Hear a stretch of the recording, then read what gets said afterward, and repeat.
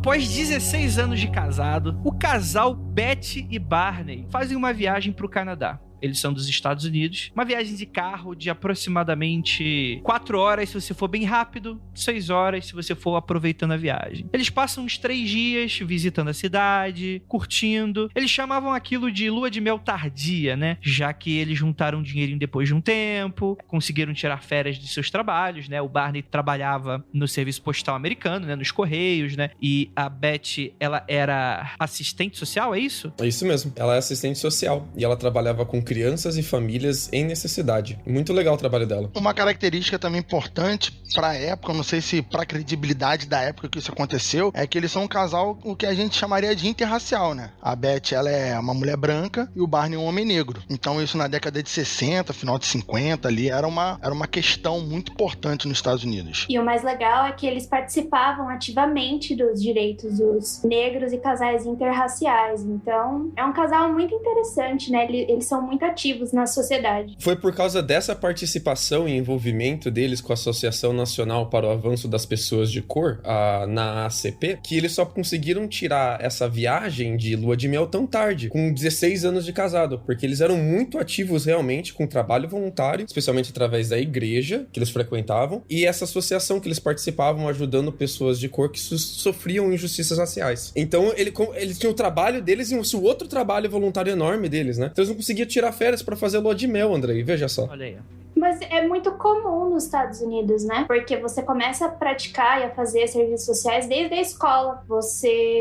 Pelo menos eu conheci, quando eu fiz o intercâmbio, eu conheci bastante gente que fazia esse tipo de serviço social. O importante também disso que a gente tá falando é pra mostrar um pouco dessa credibilidade no meio social que eles viviam. Eles eram pessoas ativas socialmente, pessoas que tinham alguma influência política, relevância na comunidade. Então eles não eram dois doidões avulso por aí. Eles eram pessoas que tinham credibilidade, que tinham coisas a perderem expondo-se a ridículos ou a piadas. Então não eram pessoas que estavam aí sozinhas. E ela era branca em uma comunidade majoritariamente negra, a comunidade da igreja deles. E por causa disso, como ela tinha muito mais a perder, se colocando à disposição deles, ajudando eles na causa deles, então eles sempre viam ela com muito respeito. Viam o trabalho dela assim com muito respeito, né? Olha, essa pessoa, ela tá sacrificando o status dela na sociedade dela pra ir ajudar aqui a gente, nada a gente. Em uma época onde racismo e divisão racial, ela tá na lei ainda, né? Então ela faz parte da sua sociedade de forma nossa, quase falei tributária, tô pensando em imposto. de forma legislativa, né? Você não tem mesmo representação. Porque algumas pessoas podem estranhar você falar, tipo assim, vim de uma outra sociedade para a nossa, mas isso era praticamente literal dentro dos Estados Unidos. Eles viveram a época da segregação. Era a época de estar segregado. Eram 2 comunidades divididas de verdade. E ela se deslocava da sociedade dela pra ir na deles. Era completamente separado. Era uma loucura, cara. Sim, total, né? E aí, voltando da viagem do Canadá, eles estão voltando, eles decidem pegar a madrugadona pra ir bem rápido, né? Sem trânsito e tudo mais, que era uma viagem que duraria mais ou menos umas 4 horas. E é aí que uma estranha luz no céu chama a atenção de Betty, que ela vê a luz fazendo pequenos movimentos zigue-zague lá longe. Ela vê, cara, isso aqui não tá normal, não. Ela puxa o binóculos e ela passa a acompanhar a luz. E a luz passa a acompanhá-los, né? Aí ela chega, menino, Barney, olha lá, tem um negócio esquisito aqui, rapaz, para o carro, para o carro, menino. Que parar o carro o quê, Betty? Nós tem estrada pra pegar, mulher. Ô, menino, para o carro.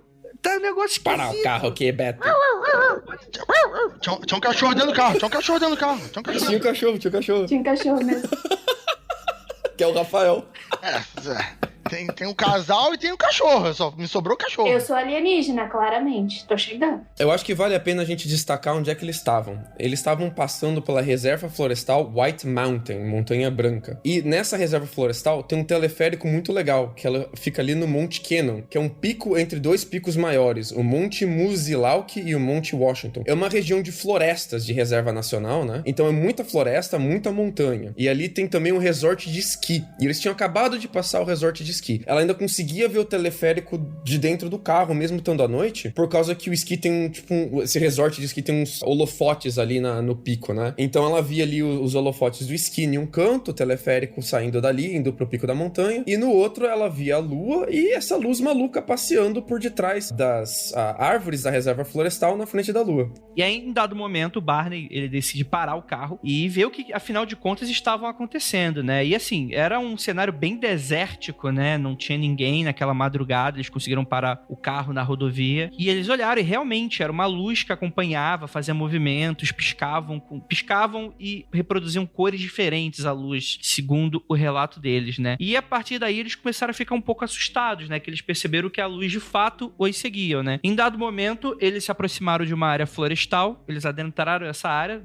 pela estrada e viu que aparentemente a luz tinha sumido. Repentinamente ela aparecia acima da copa das árvores e tal. E é muito interessante que, em dado momento, o casal começou a ficar um pouco aturdido dentro do carro. Eles começaram a ficar um pouco aquela mente embolotada, do tipo, cara, meio confuso, com um raciocínio mais lento e tal. Há relatos de que eles param de fato o carro mais uma vez e eles veem a luz o mais próximo possível. O Barney sente uma vontade muito grande de se aproximar da luz e quando ele está bem próximo, a Beth grita, fala, o que você tá fazendo? Menino, vem pra cá! Vem pra cá! E aí ele meio que acorda, né, dessa vontade dele, percebe as coisas com uma melhor clareza e acaba voltando pro carro, né, bastante assustado, né. Eu não sei qual é a importância, mas tem umas duas... são pequenos detalhes que não envolvem exatamente o caso, mas tem alguns relatos que dizem que foi o próprio Barney que estava se sentindo hipnotizado e ele próprio despertou. Ele desperta, né, antes disso ele tinha pego a arma dele que estava no porta-malas, algo do tipo, e ele tava já armado. Ele chega a apontar pra luz, né? Ele não tava querendo dar muito crédito pra não assustar mais ainda a Beth, mas ele tava, segundo o relato dele, muito assustado, mas ele não tava querendo aparecer assustado pra ela. Então ele parece que nesse hipnotismo aí, ele acorda e ele puxa a Beth pra dentro do carro e os dois saem voados. Eu inclusive vi outro relato que diz que foi a Beth que gritou com ele e assim ele puxou ela pra dentro do carro, mas acho que é um detalhe não muito relevante. Esse relato, eu já tinha ouvido ele, eu ouvi ele 2 vezes antes de vir aqui falar sobre ele, e ele varia bastante em detalhes assim. Não só nesse momento, como no momento que eles chegam na casa deles e em relação mais pra frente. Então, eu acho que esse relato em si, ele varia muito nos pequenos detalhes, porque a história em si é sempre a mesma, mas nos detalhezinhos varia mesmo. Como eu não peguei o relato dela própria, eu acho que se o dela variar é com ela, mas talvez a variação seja justamente quem tá contando, é ela que varia. Não, é ela mesma. Tem vídeos dela falando sobre depois, tem uns vídeos dela bem legais. Então, mas eu tô falando, mas ela conta esses detalhes de forma diferente? Sim. Ah, tá, entendi. É por causa que, depois a gente vai falar melhor sobre isso, mas o relato dela vem em 2 momentos. Em um momento, ela não lembra tudo o que aconteceu nessa viagem. Logo depois que aconteceu, nos primeiros anos, mais ou menos, ela falou muito pouco sobre isso, e ela foi fazer uma gravação depois para um grupo de ufologia amadores, que quando ela revela isso pela primeira vez de forma pública. E depois, ela tem um relato muito mais elaborado, muito mais trabalhado, que ela vai dar pro Major Keyhole, um relato de 6 horas de entrevista, e nessa versão mais elaborada e tal, acho que ela vai contar melhor os detalhes e ela acaba mudando alguns deles. O que é normal, assim. Cara, se você perguntar pra mim o que eu fiz ontem, em 2 momentos diferentes, eu vou contar pra você 2 histórias parecidas, mas diferentes, cara. Normal. Os detalhes mudam mesmo, a gente vai lembrando ou esquecendo, então acho que é tranquilo. Eles fogem com o carro, eles estão se aproximando mais de casa, e aí que eles olham pra trás e não há luz nenhuma. Eles escutam um som, segundo eles descrevem, eletrônico, atrás do carro, e em dado momento, o Barney, ele fala uma coisa que só foi chamar a atenção dele muito tempo depois, que ele grita, não, de novo não. E aí, eles finalmente chegam em uma cidade próxima, né, e terminam a viagem logo depois, né, e aparentemente sem nem mais um outro evento esquisito. E assim começa o primeiro relato registrado público e que caiu na mídia, se popularizou, da primeira, ou não a primeira, suposta abdução de casos alienígenas, extraterrestres, de OVNI, do fenômeno OVNI, e a gente vai discutir mais sobre ele logo depois dos recadinhos e a gente já volta.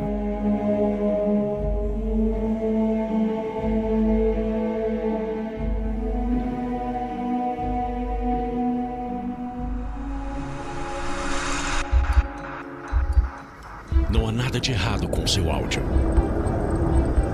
Adentramos agora através dos seus sentidos. Estamos preparando você para o que vai acontecer nos próximos minutos. Além do que conhece por tempo e espaço, o contato com algo além. Não conte para ninguém e nunca olhe para trás, pois este é Mundo Freak Confidencial.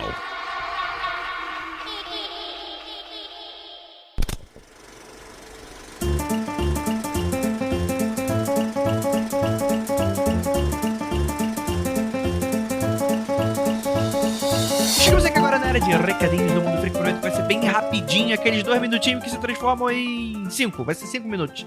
Tô olhando pro tempo do relógio. Primeiramente, agradecer a você, meu querido Párvulo, que está aqui escutando a gente. Muito obrigado pela sua audiência, pela sua paciência e pela sua disciplina de estar religiosamente com a gente. Muito obrigado para você que é apoiador. Lembrando que caso você queira que esse podcast continue e queira que a gente, e você acha que a gente merece, tem a nossa campanha de financiamento coletivo recorrente, ou seja, todo mês é como se fosse uma pequena assinatura no apoia.se/Mundo Freak. Em compensação, você vai entrar em nossos grupos secretos, vai ver gravação ao vivo e coisas nesse sentido, tá bom? Pra ser bem rapidinho, primeiramente gostaria de avisar que meu livro, Martelo das Feiticeiras, infelizmente está embargado pela Amazon até segunda ordem. A gente tá tentando descobrir o que tá acontecendo. Então, ele tava gratuito, né? Não sei até quanto tempo ele vai continuar gratuito. Talvez seja porque tiveram muitos downloads, tem muita gente lendo, que eu fico muito agradecido. Mas talvez a Amazon ou qualquer outra empresa talvez não tenha gostado muito disso. Mas enfim, a gente tá tentando resolver o que tá acontecendo. Mas eu já vou deixar avisado pra você que eu criei um grupo, já que tem bastante gente lendo, tanto o Calciferum quanto a continuação, o Martelo. Eu criei um grupo no Facebook para todo mundo que é leitor, pra gente organizar esse fandom, pra eu dar notícias, enfim, né? Pra gente se conversar melhor, todo mundo colocar essa teoria. Eu vejo que tem muita gente que termina de ler o livro e que não tem ninguém pra comentar, tipo, indica o livro e tal, mas às vezes a pessoa demora a ler, ou às vezes a pessoa não tem o mesmo gosto, né, de literatura, ou às vezes nem lê livros, né? Então lá você vai encontrar só pessoas que ou terminaram livros, ou estão lendo e estão adorando, e você pode conversar com elas. Então eu vou deixar aí embaixo no post desse episódio pra você dar uma olhada no nosso grupo do Facebook. Infelizmente não pode ser em outra plataforma, porque grupos de Telegram, de WhatsApp, de Discord, eles acabam se desvirtuando muito rápido, e não tem como eu ficar, gente, é meio chato também, gente, vamos voltar pra falar do mesmo assunto e tal, então não quero ser esse chato. Então eu queria no Facebook, que é um pouco mais organizado nesse quesito. Então, por favor, vamos tomar de volta o Facebook desses boomer maldito que se instaurou lá, mas eu prometo que vai ser bem divertido. Agora, anuncinhos da quarentena, galerinha, eu vou falar aqui de pessoas maravilhosas e trabalhos incríveis que você não pode deixar de perder nessa quarentena. Eu vou falar aqui do trabalho, tem 2 ilustradores aqui para falar de vocês. O primeiro é o Murilo Cleto de Oliveira, que ele é ilustrador com um tom bem comercial. Eu vou deixar o link do portfólio do menino Murilo aí, o seu Instagram. E, cara, adorei, Murilo, você manda super bem pra você que quer capa de livro e tudo de sempre, né? Tem o Murilo faz ilustração publicitária, é bem massa o trabalho dele. E também temos a Tainan Lee, que é bacharel em artes plásticas e, mano, também tem ilustrações maravilhosas e cria pinturas acrílicas e ilustrações no gênero do surrealismo pop e neotradicional. O que isso significa? Eu não sei, eu sei que é muito bonito. Vou deixar aqui no Instagram para vocês darem uma olhada. Adorei também o trabalho da Tainan, que é muito bacana. E agora falando do finalzinho dos últimos dias da campanha de financiamento coletivo, que é o melhor do terror dos anos 80, que inclusive tem Ira Croft como uma das autoras participantes. São 25 especialistas que foram convidados a eleger os 80 melhores filmes marcantes da década que todo mundo gosta, com resenha e curiosidade sobre cada uma das obras, tudo reunindo em um livro pela editora Script. O livro é organizado pela linda da capirogésica do Euler Félix, que inclusive já tiveram aqui no Mundo Freak gravando diversas vezes, e também o Rodrigo Stanczyk. Rodrigo, nome complicado, mas tenho certeza que tem nome de gente que entende cinema. Então, gente, aproveitem que são os últimos dias, a campanha já foi financiada e, cara, mano, mais de quase 500% de meta batida, bicho. Os caras são fera. Então já é pré-venda, já virou pré-venda, amigo. Então vai lá, aproveite e garanta já o seu exemplar para relembrar e ver através de críticos e pessoas. Afinal de contas, esses filmes eram bons, eram legais, eram clássicos. Vamos lá. E agora eu tenho uma surpresinha pra você. Estamos a 10 dias do lançamento dele. Venha, teaser. Venha.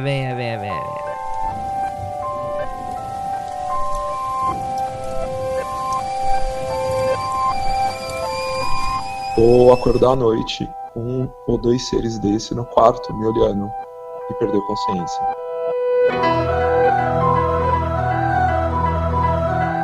E aí desce uma nave gigante também no prédio, e dessa nave sai uma criatura, né? E a criatura do outro lado do rio faz um aceno para os militares, tudo filmado em 16mm, no cinema, câmera de cinema. Eu falei, você não tá bem, né? O que tá acontecendo? O que você tá vendo? Ele falou, não, olha direito que você vai ver o que é. Eu falei, é um cachorro, olha lá, ele tá brincando. Só que na hora que eu falei isso, o que quer que seja aquilo ficou em pé. E não era, assim, uma pessoa, definitivamente não.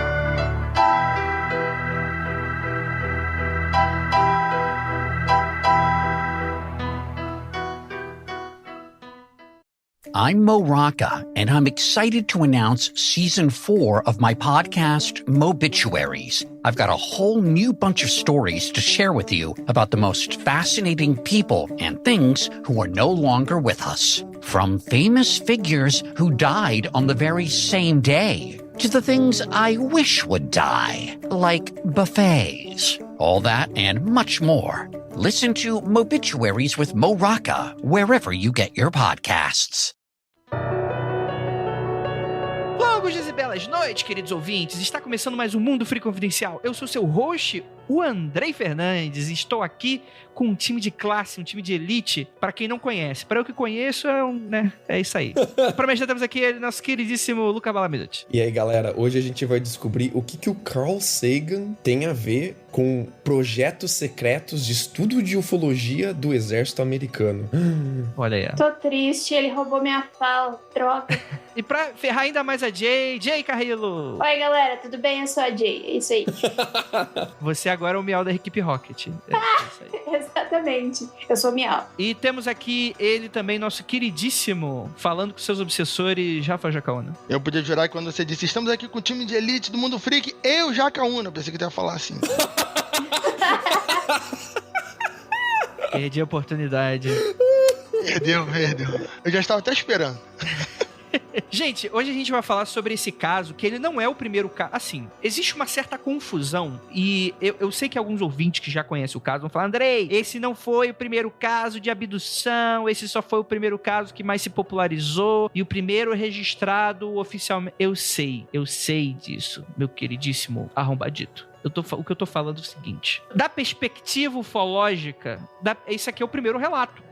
Mas é claro que logo depois dele, um monte de gente vai começar a falar que, meu Deus. E eu não tô aqui falando que eu tô sendo cético com relação a esses outros relatos. O que eu tô falando é, depois desse relato publicado por jornais, em diversas questões, ele se popularizou. E mais do que isso, ele finca diversas características de relatos ufológicos que a gente vai ver através dos anos. Ele é um resumo dos outros relatos, né? Ele tem um pouquinho de todos os outros. Exatamente. Então esse é o importante caso da Betty e do Barney Hill, porque ele tem essa representatividade com relação aos outros casos ufológicos. Inclusive, a gente tem um caso brasileiro que, em teoria, caso realmente aconteceu 2 anos antes, que foi o caso que a gente já comentou aqui no Mundo Freak, que foi o caso lá do Vilas Boas. Ele teria acontecido em 59, esse caso acontece em 61. Brasil!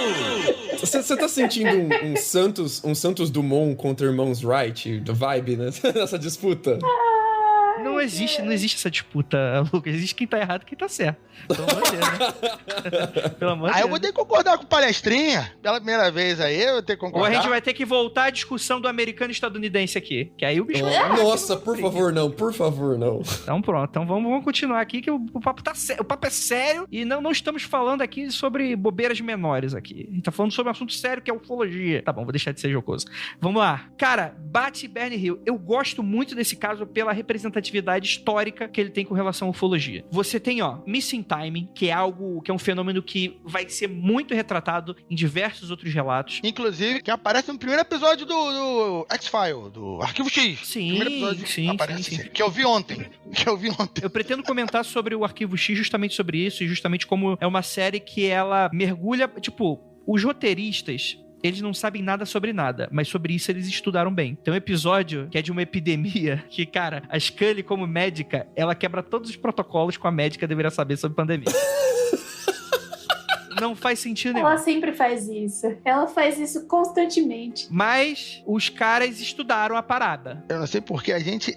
300 Mundo Freak não tem um programa sobre Arquivo X. Eu até acho feliz porque eu nunca tinha visto. Eu comecei a ver ontem. E o André começou a ver tem umas 3 semanas. Então, é porque eu também nunca vi. O que eu gosto de falar pras pessoas que nunca viram Arquivo X antes é que é o seguinte: o mundo real, ele não é tão maneiro. As histórias têm uns buracos meio maluco, tem uns detalhes faltando, é meio difícil de encontrar informação legal. O que o Arquivo X fez foi pegar esse monte de história de ufologia que a gente que gosta de ufologia gosta, Colocar tudo num lugar só. colocar tudo num lugar só e deixar elas maneiras. Sabe, tapar um pouco os buracos de explicação, colocar uns personagens mais misteriosos e tal. Então ele é praticamente uma repaginação da ufologia real que a gente tem hoje, de forma fictícia, claro, mas pra deixar tudo maneiro. Tem tudo lá, não falta nada naquele seriado. Eu vou até deixar uma outra recomendação, que é uma série também um pouco datada para o ouvinte que tá um pouco desacostumado com efeitos especiais de séries dos anos 90 e 2000. Eu acho que Taken faz um trabalho até menor que o Arquivo X nesse quesito. Taken é do caralho. Porque, bem ou mal, o Arquivo X, ele responde àquele modelinho de roteiro americano, tipo CSI, é o monstro da semana. Monstro da semana. Então, tipo assim, eles vão pegar um mistério, sei lá, o monstro de Jersey, sei lá, o demônio de Jersey. E aí eles vão encaixar aquilo num roteiro investigativo de uma série investigativa que a gente tá tanto careca de saber, e etc e tal. O Taken, ele é uma puta homenagem à ufologia, nesse sentido de, além de ser só ufologia, né? Então é uma série que hoje a gente já tá acostumado, que parece um filme de 10 horas, né? É o Take, né? Tem 10 episódios, uma horinha, e eles vão falando bem sobre esses relatos, e eles tentam preencher esses buracos melhor, que eles vão pegar, tipo assim, exatamente o que tá acontecendo, onde que o governo americano tá nesse momento, o que eles estão achando, então ele vai fazer. Saiu uma série recentemente, Blue Book, que um monte de gente me recomendou, eu ainda não assisti, mas eu pretendo assistir em breve, não sei onde que tá saindo, se é History, que quem produz e tal, mas prometo ver. Mas vamos voltar aqui pro caso antes de a gente continuar falando sobre série, que é o seguinte: esse caso, ele é muito impactante pra mídia americana, e é bom a gente salientar duas coisas. A gente vai ter o primeiro relato de disco voador, se não me engano, é de 37, é 37 ou 47? Eu sempre... 47. 47. Isso,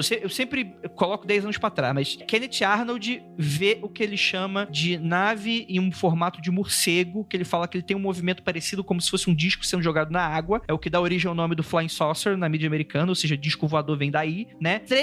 2 a 3 semanas depois do relato Kenneth Arnold, aconteceria o caso Roswell. Então a gente tá falando aí de, cara, é muito próximo os relatos. E a gente tem 61 agora, né? Porque em dado momento, a gente já tinha relatos sobre luzes no céu, a gente já tinha questões sobre alienígenas, já existiam séries americanas de ficção científica retratando aquilo. É algo que a gente provavelmente vai abordar. Mas é muito interessante como aqui, além, obviamente, das questões do missing time, aquela questão de você ter projeção mental, telepatia, os seres alienígenas estão aqui para fazer experimentos. Tudo isso que a gente tá tão acostumado com o cenário de ufologia tem aqui nesse caso. Porque quando a Beth e Barney chegam em casa, eles não chegam normais. Eles percebem que eles estão agindo um pouco fora da casinha, não na temperatura e pressão ideal de uma pessoa convencional, né? Eles percebem que a mala deixou na porta de trás, não na porta da frente como eles geralmente deixavam. A Beth percebeu que um vestido dela estava rasgado. O Barney tinha tinha a cinta do binóculo estava rompida, e eles passaram a ter sonhos muito bizarros, né? A Beth, sonhos um pouco mais elaborados e bem montados, enquanto que o Barney tinha sonhos um pouco mais assustadores, né? E eles começaram a se questionar, afinal de contas, o que estava acontecendo. Depois que eles falam com o pessoal da comunidade, sugerem para eles ligarem para a Força Aérea e procurar saber mais sobre isso, né? Porque já tava assim, foi um negócio estranho, a gente viu um objeto no céu, tem esse pessoal aí falando sobre disco voador e tal. Vamos tentar procurar mais. A galera negligencia um pouco um detalhe que eu acho interessantíssimo nesse caso, e que a saúde do Barney degringolou bastante depois do avistamento. Ele não era a pessoa mais saudável do universo, mas depois disso ele tem reações alérgicas na pele dele, verrugas começam a aparecer, ele tem problema de pressão, problema de açúcar demais no sangue, e ele começa a ter dor de cabeça, enxaqueca, não consegue dormir direito, isso afeta o trabalho dele. A saúde dele começa devagarzinho, ó. Pode ser que seja uma coincidência com a idade dele também, mas... E ele vai morrer antes da década de 70, né? Ele vai morrer em 69, se não me engano. 69. Enquanto a esposa vai morrer em 2004. Isso é, ele vai ficar doente de uma forma, digamos, misteriosa, suspeita, estranha, né? De uma forma muito rápida. E ele vai eventualmente, a morte. Ele vai entrar em óbito muito rápido, poucos anos depois do ocorrido. Mas eles já chegam da viagem com essa sensação, eu acho muito interessante, porque eles já chegam com a sensação de que eles estão contaminados. Eles não colocam a bagagem dentro de casa, eles vão direto tomar banho. O Barney em si, ele tem a sensação de que ele foi violado sexualmente e ele começa a checar nele pra ver se aconteceu alguma coisa. E não tem nada de diferente no corpo dele naquele instante. Mas é bom pontuar que eles chegam com essa sensação de que eles estão contaminados por alguma coisa e eles não sabem o que, porque eles não veem nada no primeiro momento, né? O Barney vai relatar que ele vai tomar banho compulsivamente, vai se esfregar muito, vai verificar os genitais dele com frequência. Isso não fica claro quanto tempo eles ficam fazendo esse tipo de coisa, mas parece que não só naquele dia que eles chegaram, mas alguns dias depois isso ainda continua. Sim, totalmente, né? E aí, depois que eles começaram a procurar sobre... E a Beth é a que vai, de fato, mergulhar mais fundo nessa história. Ela vai realmente... Ela vai em biblioteca, procura livros sobre ufologia, anota o nome, manda um correio, né? Manda uma correspondência pro autor de um livro que ela gostou muito e que chamou muita atenção dela. Qual o nome dele, Lucas? Não sei, cara, do que você tá falando. Desculpa. É porque o que acontece? Você me mandou no WhatsApp aquele documento do anexo do projeto Blue Book. É mais pra frente isso. Eu sei. Só que você fala do K-Hole. Ela manda correspondência pro K-Hole, que é autor desse livro. Exatamente. O que é o K-Hole? O Major K-Hole é um ex-militar, ele é aposentado, americano, e ele fazia investigações sobre ufologia para o exército americano de forma extraoficial. Então essas não tem o carimbo, o aval do exército americano, das forças aéreas, por exemplo, mas ele entregava esses relatórios para a força aérea. Um desses relatórios que ele entregou é um relatório enorme, que ele é chamado de The UFO Evidence, do National Investigations Committee on Aerial Phenomena, que é o NICAP. O NICAP é essa associação que o K-Hole fundou com os amigos ex-militares dele para investigar material de ufologia. E esse documento, ele é aceito dentro do projeto Blue Book como evidência de UFO válida. E não só esse relatório não só é aceito, como ele é uma pedra fundamental no projeto Blue Book, que se manteve secreto até 2001. Isso só foi revelado quando, a partir do ato de transparência americano, foi feito um requisito para que esse relatório seja revelado ao público, e daí ele foi liberado. Mas ele ficou aí 3, 4 décadas escondido do público, e o K-Hole, ele preparou esse relatório com base em muitas entrevistas que ele fez com pessoas que relataram a abdução, incluindo o casal Hill. Não é um documento produzido por agência de inteligência, por braço militar, nada disso. É uma associação civil, mas que ele foi confiscado praticamente por uma agência militar e posto como secreto, né? O documento, ele discute casos específicos de ufologia em detalhes, coletado pelo K-Hole, discute evidência de bases aéreas da Marinha e do Exército, destaca observação de UFO feita por cientistas, especialmente astrônomo amador, destaca relatos pessoais de oficiais do governo e oficiais do Exército, não relatos da agência militar, mas relatos de pessoas da agência que tiveram seus momentos pessoais, né, fora da agência, discute relatórios de outros países que a inteligência americana teve acesso, relatório de acesso do Congresso americano, monta uma cronologia de avistamentos e relaciona padrões entre esses relatos, discute a história e leis em torno de pesquisa oficial da Força Aérea e, especialmente, ele usa o caso Hill, tanto numa mega tabela de cronologia que ele monta, mas também como exemplo de um caso que conecta todos os outros casos. Olha, tem caso aqui de missing time, tem caso de luz colorida no céu, tem caso de abdução, tem caso disso, tem caso daquilo, tem caso sonda anal. Esse caso aqui tem todos esses elementos, olha que legal. Ele chama de um dos casos conectores, que conectam todos os outros casos de uma forma muito legal. Eu não sei porque quando eu escuto sonda anal, sempre eu lembro de South Park. Sempre. Primeiro episódio de South Park e sai um satélite do rabo do Cartman. É sempre isso que vem na minha cabeça. Desculpa. Mas o K-Hole, ele não foi a primeira pessoa com que eles tiveram contato. Primeiro eles tiveram contato com o Major Paul Henderson, que é o cara que ligou de volta pra Beth, né? A Beth ligou pra base aérea de Peace e quem respondeu foi o Henderson. E o Henderson tomou entrevista deles também. Então, você tem muita evidência. Eles deram esses relatos várias vezes, né? A primeira vez pro Henderson de forma oficial, né? E o Henderson ficou de voltar a conversar com eles sobre o assunto e nunca mais falou com eles. Sumiu. Não, é que eu não sei se eu chamaria de evidência, evidência, né? Porque você só tem 2 pessoas, relato de 2 pessoas, e você não tem muita coisa, você entendeu? Evidência anedótica, né? Só isso. Isso. Eu acho que o mais legal desse caso mesmo é a contradição que cada pessoa que viveu esse caso vai ter, né? Porque o Barney vai por um caminho e a Betty, ela vai para outro. Então, eu acho complicado o fato da gente não ter muita coisa, porém o relato, ele não se diferencia muito, só que as 2 pessoas, elas seguem caminhos diferentes em relação ao que aconteceu. E isso, pra mim, é uma das coisas mais interessantes, que é algo que eu abordo em um projeto que vai sair dia 30 de setembro, vai começar a sair o Criptologia. Então eu me debrucei bastante sobre esse cenário e, cara, é um negócio meio desesperador, porque você vê muitas coisas que não fazem sentido e você não tem explicações que sejam satisfatórias. E isso é algo que vai acontecer também aqui nesse caso, né? Então você vai ter todos esses relatos, a Beth, ela escreve essa correspondência, escreve essa carta pro Cahal e ela descreve tudo aquilo que eles passaram, mas também descreve a narrativa de sonhos que ela estava tendo. Então ela fala que em dado momento, durante os sonhos dela, ela não apenas viu uma luz, ela viu o objeto em si, discoide, achatado, com janelas, com sombras do lado de dentro, aparentemente olhando para eles. Fala sobre, em dado momento, esse objeto pousar, sobre ter encontrado seres diminutos na floresta e que levaram eles para dentro, sobre uma série de testes que eles, enfim, sofreram e por aí vai. E tudo isso baseado apenas nos sonhos que ela estava tendo, né? Na questão em como tudo isso foi se encaixando. O Cahal, ele vai achar isso muito interessante, inclusive por causa que ela desenha um mapa estelar que foi mostrado, teoricamente, supostamente, teria sido mostrado para ela dentro da nave. Ela desenha pro Cahal, o Cahal manda isso pro um astrônomo, para eles tentarem, cara, isso aqui você conhece um padrão de estrela que seja algo próximo disso, né? Que é aquilo depois da história que vai tornar o Zeta Reticuli e por aí vai, que a gente vai abordar também um pouquinho mais pra frente e tal. Mas até esse momento, esse caso, ele não é muito público, né? 2 anos depois, você vai ter a Beth e o Barney fazendo a primeira palestra na igreja que eles frequentam, mas até aí você não tem muita coisa. Isso só vai, de fato, cair no público, acho que 4 ou 5 anos depois, quando, de fato, um jornalista vai escrever uma matéria que vai atingir nacionalmente e mundialmente.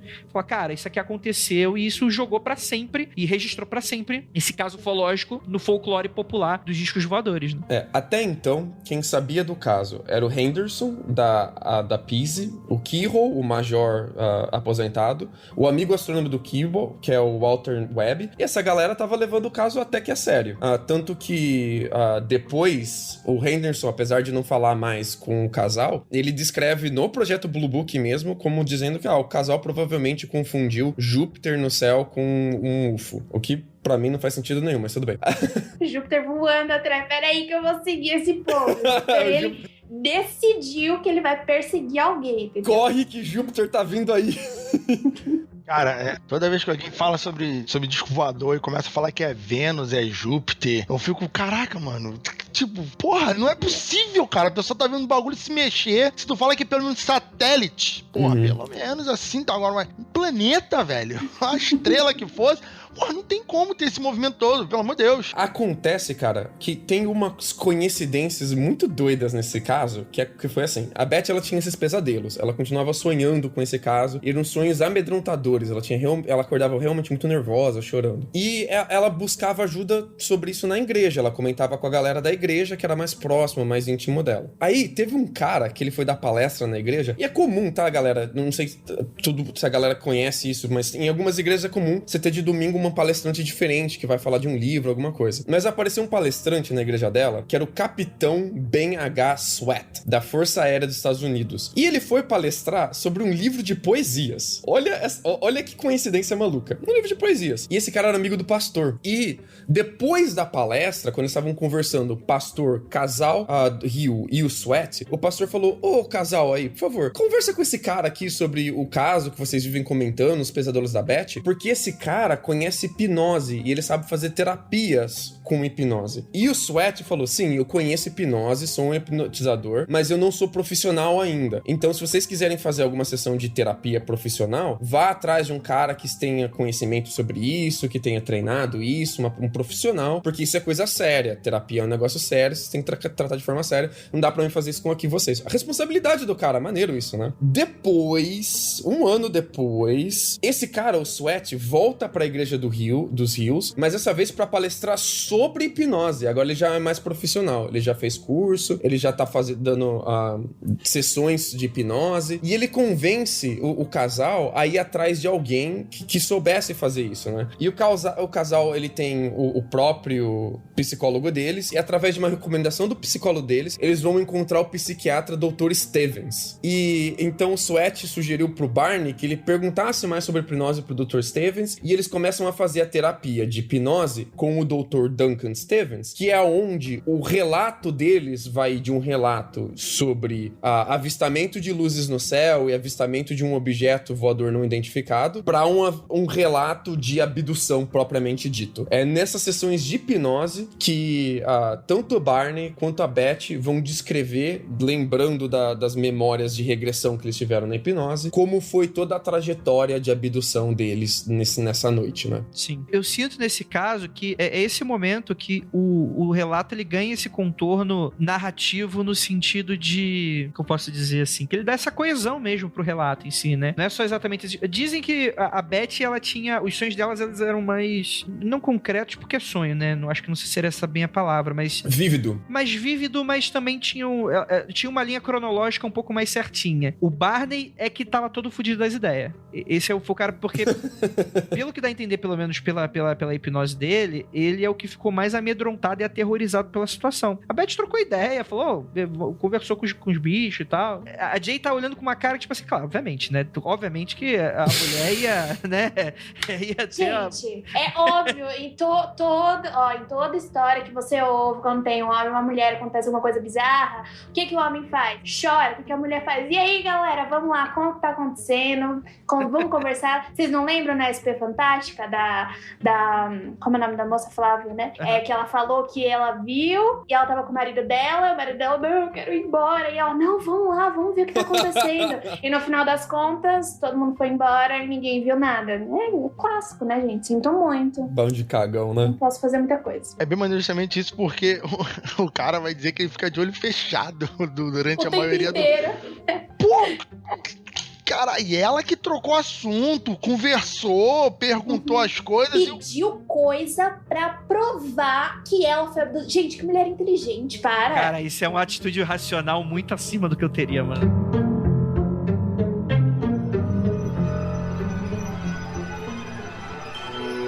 Essas terapias que eles faziam eram em outra cidade, custava caro, eles tinham que fazer uma viagem pra ir atrás delas, então elas aconteceram de forma assim, homeopáticas através de 6 meses. E a gente tem várias gravações que aconteceram durante essa terapia da Beth, não do Barney, da Beth, falando, a voz dela explicando o que aconteceu com ela. Então a gente tem uma riqueza de evidência anedótica que a gente não tem com nenhum outro caso de ufologia. É muito raro a gente ter a gravação na voz da pessoa relatando o que aconteceu com ela. Normalmente o que a gente tem é alguém que pegou o relato dela e escreveu. Então passa por aí pelo viés da pessoa escrevendo o relato, né? Às vezes troca uma palavra, às vezes não. Mas aqui a gente consegue ouvir a voz dela, a entonação, o medo saindo da boca dela. E é impressionante. É bem impressionante. Mas o que ela vai dizer que aconteceu? Ela vai falar que eles viram as luzes ficando cada vez mais perto deles no meio da estrada, até que o Barney fica com uma vontade muito louca de dirigir pra dentro da floresta. Então ele sai da estrada, entra na floresta e eles dão de cara com 6 homenzinhos humanoides na floresta. E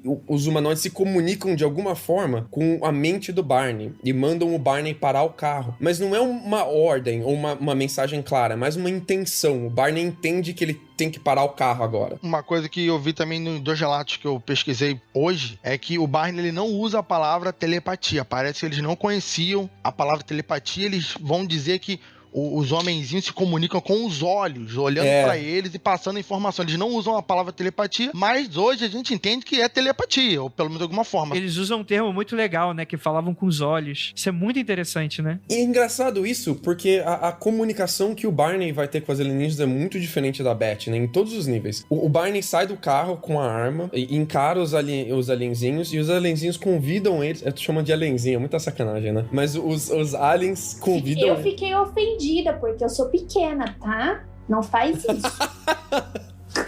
Ai, meu Deus. Mas os aliens convidam eles a entrarem dentro da nave. A gente não sabe qual o nível de livre-arbítrio que eles tinham naquele momento, né? O quanto eles estavam sendo influenciados. Mas eles topam e eles entram ali, são coercidos pra dentro da nave. E eles são separados em 2 câmaras diferentes. Pra um lado vai o Barney, pro outro vai a Beth. E a Beth lembra de muito facilmente e com uma riqueza de detalhe muito esclarecedora do que acontece com ela dentro da câmara. Inclusive, parece que a Beth vai questionar o porquê estão sendo separados.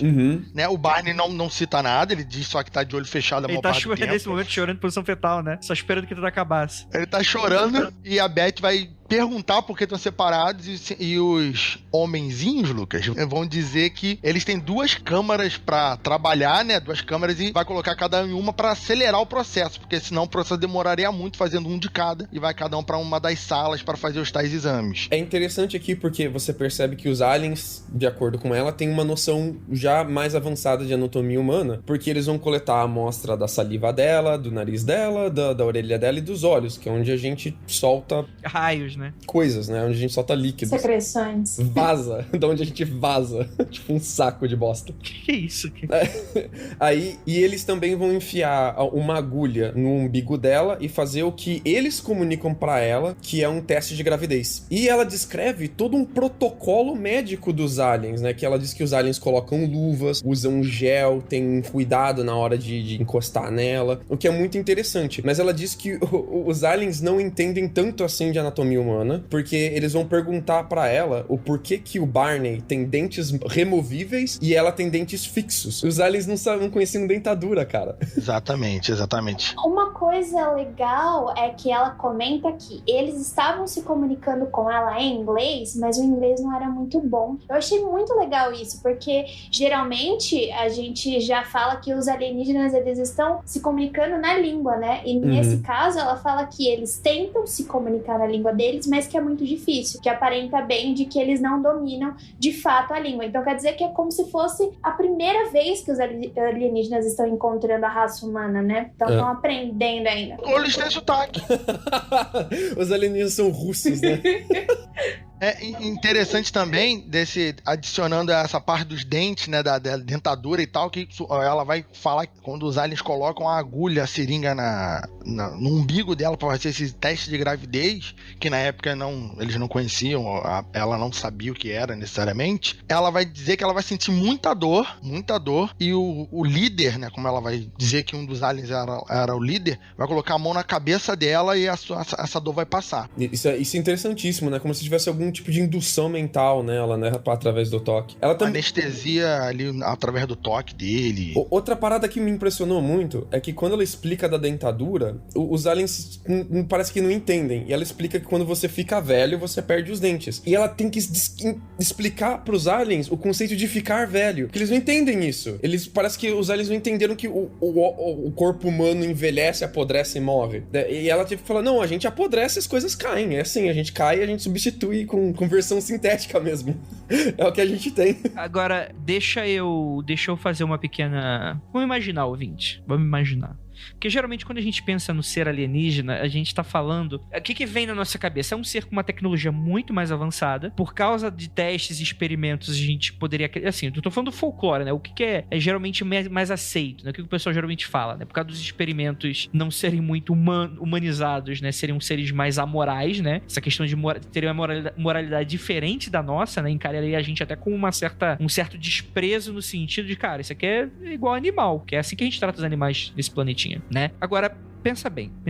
Eu não acredito que se existem seres vivos no universo, muito provavelmente eles passam também por um processo de envelhecimento, naturalmente, né? Porque em dado momento eles vão morrer e tal.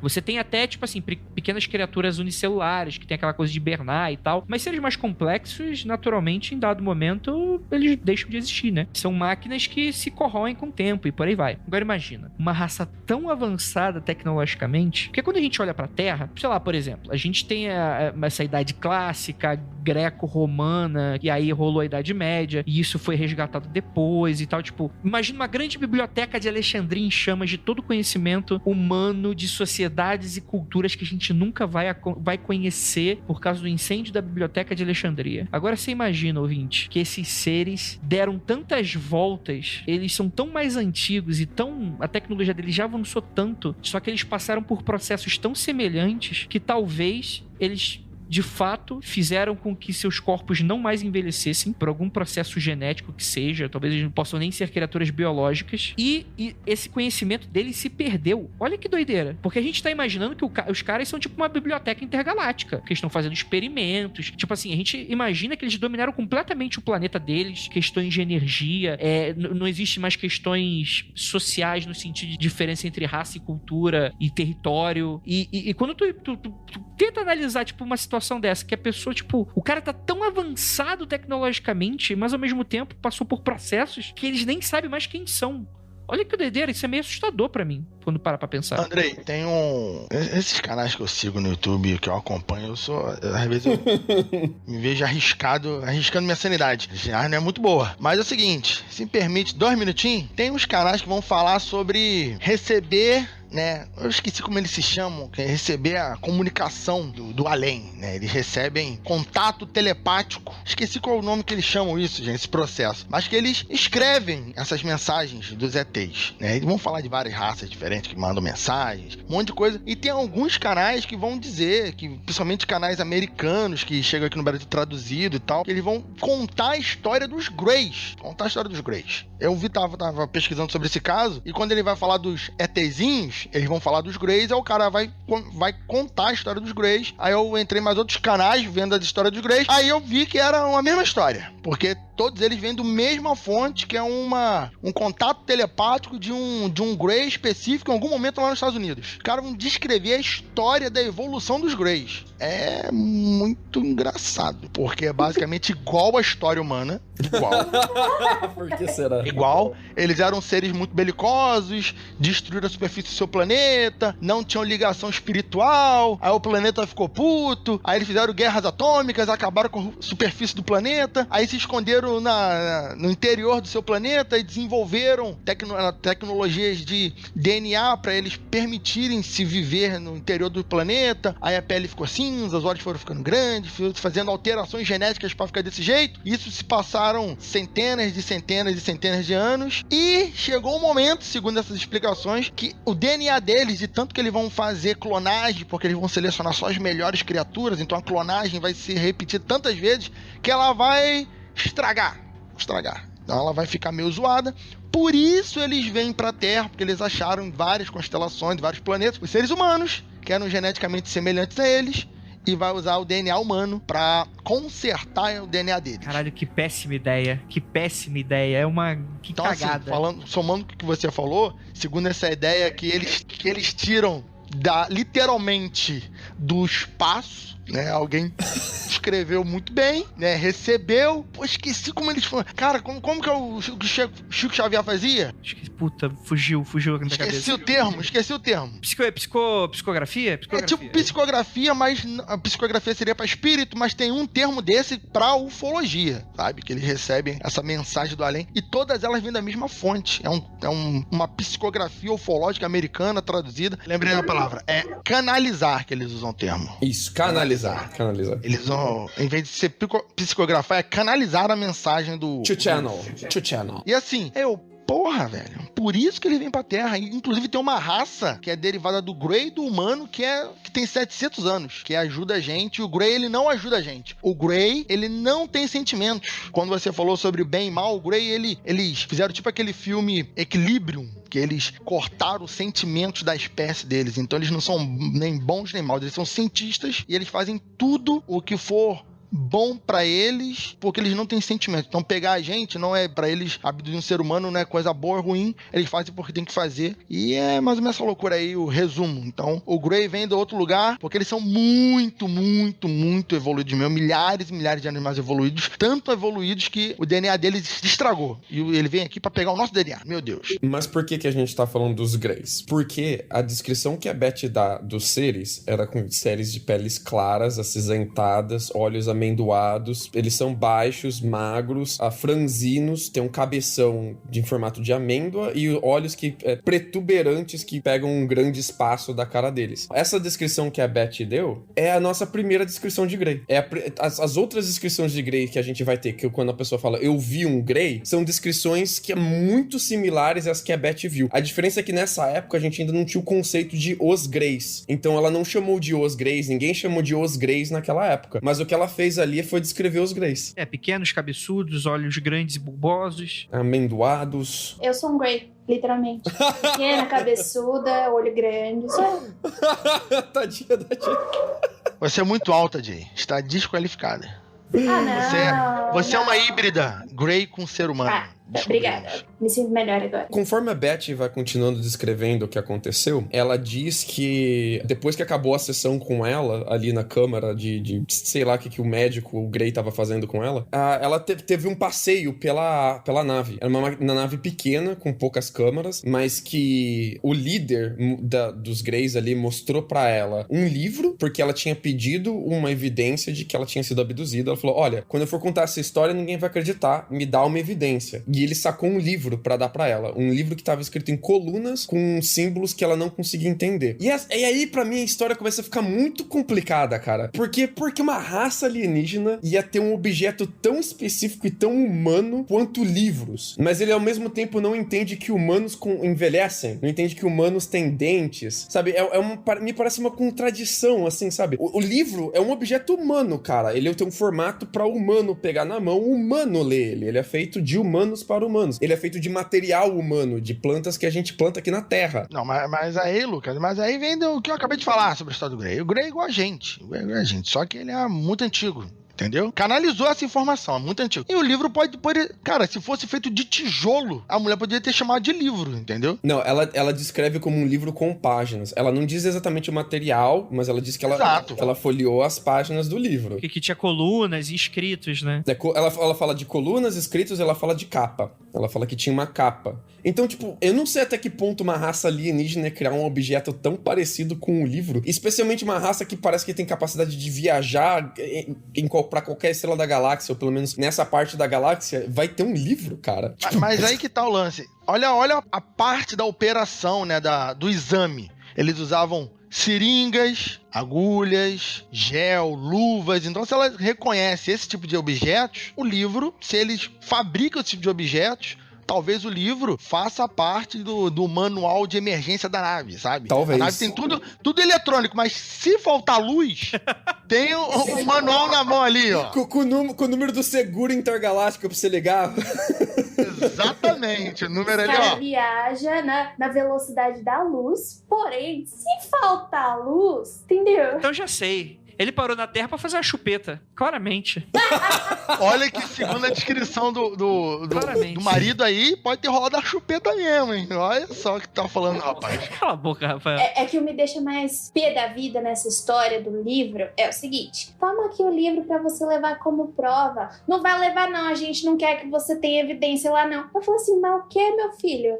Ou seja, ela pede, daí ele fala, toma aqui o livro pra você levar. Daí, 2 minutos depois, não vai levar não, porque eu não quero. A tripulação decidiu melhor você não ter nenhuma evidência de que você esteve aqui. Não é isso. Não é pra ela não ter evidência. O que eles falam é que não é pra ela ter memórias. Então não faria nem sentido ela tá com um livro, né? Tipo, em teoria... Talvez eles nem saibam que ela recuperou memória, inclusive. Talvez seja até um processo pra bagunçar mesmo a cabeça e não faria sentido ela ter uma evidência. Mas eles não falam de fato que o problema é a evidência. O problema é que... De lembrar, pode remeter a memória. É lembrar, né? É a lembrança. Fora que pode ter acontecido um debate desse. O cara fala assim, olha, leva isso aqui porque a gente tem esse manual aqui mesmo, não serve pra bosta nenhuma, é o manual que vem com a nave. É de taxação, é do Lucas essa coisa. E aí o cara deixou pra dar, aí o cara fala, ô Robson, cadê o livro de taxa intergaláctica? Não, eu tô deixando... Você tá maluco, Robson? Comeu cocô, filha da puta? Eu vou pagar imposto intergaláctico como agora que sem o livro, porra? A gente tá aqui igual ninja silencioso no meio do mato aqui, pra não ser visto, você vai fazer uma merda dessa, Robson? Traz essa porra de volta, vai se fuder. Da próxima vez tu vai junto. Tu vai junto, hein? Alguém mudou de ideia e falou ali, ô, seu Robson, seu burro, não pode deixar o livro aí não. Aí ele falou depois pra ela, ó, o livro não pode mais ficar, porque tu não vai lembrar mesmo. Esse líder, ele tava afim de fazer merda, porque ele não só mostrou o livro pra ela, como ele mostrou o mapa. Ele mostra, olha, esse daqui é o mapa da região da galáxia que a gente viaja. E ele pergunta pra ela, você consegue entender onde é que você tá nesse mapa? E ela diz que não consegue. E ele fala, ela pergunta pra ele de onde eles vêm, né? E ele fala, se você não consegue entender aonde você tá nesse mapa, não adianta eu te dizer da onde que eu venho, você não vai saber. Filha da puta, né? Deu uma zoada. Sacana. Aí eu mostrava o mapa. Aí eu mostrava. Se for pra dar uma zoada, eu mostrava. Ô, minha filha. Pô, mas pensa assim, não faz sentido. Imagina você tá, sei lá, imagina eu aqui no Brasil, digamos que eu não sou sei lá, alguém, uma tribo indígena, alguma coisa assim, não sou alfabetizado na língua de um visitante, eu vou perguntar o visitante, aí, onde você vem? Aí o visitante fala pra mim, olha, eu vim lá da França, eu vou falar, onde que é a França? Ele vai e me mostra um mapa da América, do planeta Terra, mostra um mapa muito, fala assim, você sabe onde você tá? Eu vou falar assim pra ele, porra, eu tô aqui, ó, tá no mapa, eu não sei, eu tô aqui, viu? Não, tenta imaginar, não precisa nem ir tão longe, quer dizer, na verdade eu tô indo um pouquinho mais longe, né, tipo, imagina um português mostrando um mapa náutico pro índio, que não tem acesso ao mar, né, ao oceano. 1500. Não pela questão da primitiva, mas pela questão, tipo assim, o índio sequer se importa, e não tem, por que vai ter um mapa marítimo da Europa, tipo, não é um mapa comercial da Europa, né, mano, tipo, foda-se pro índio. O português se vê numa situação que, porra, vou ter que ficar explicando aqui 2 horas pro cara, a distância por onde a gente vê, é melhor falar assim, ó, mostrei, tu sabe? Não. Ah, então deixa pra lá. Deixa essa porra pra lá.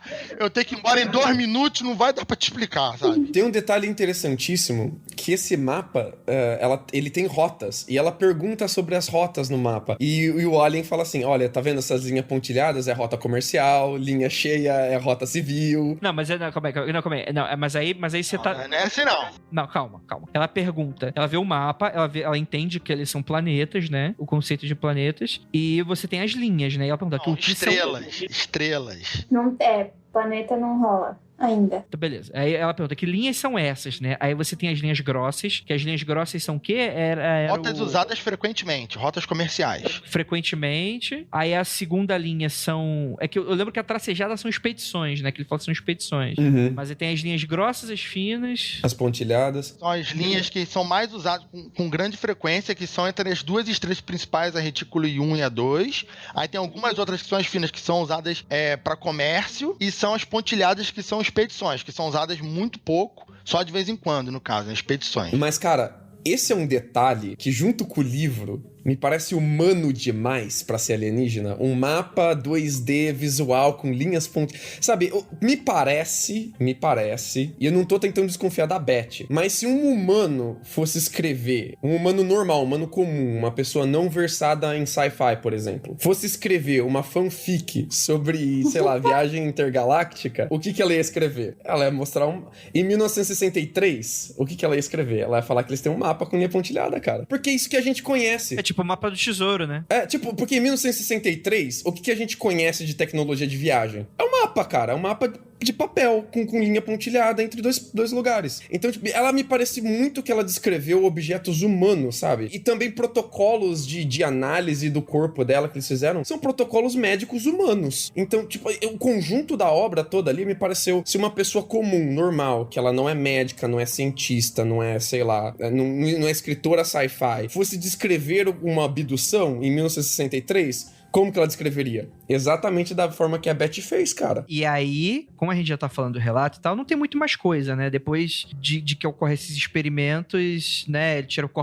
Os aliens cortam um pedaço do cabelo, né? Raspam uma coisa ali, outra ali, checam os dentes, né? A boca, né? E por aí vai. Corta a unha dela. Isso aí a gente já entendeu e tal. Mas aí eu gostaria de falar um negócio que é o seguinte. Um cara que tá faltando a gente fazer um episódio do Mundo Freak, senhor Jax Valer, merece uma pauta do Mundo Freak.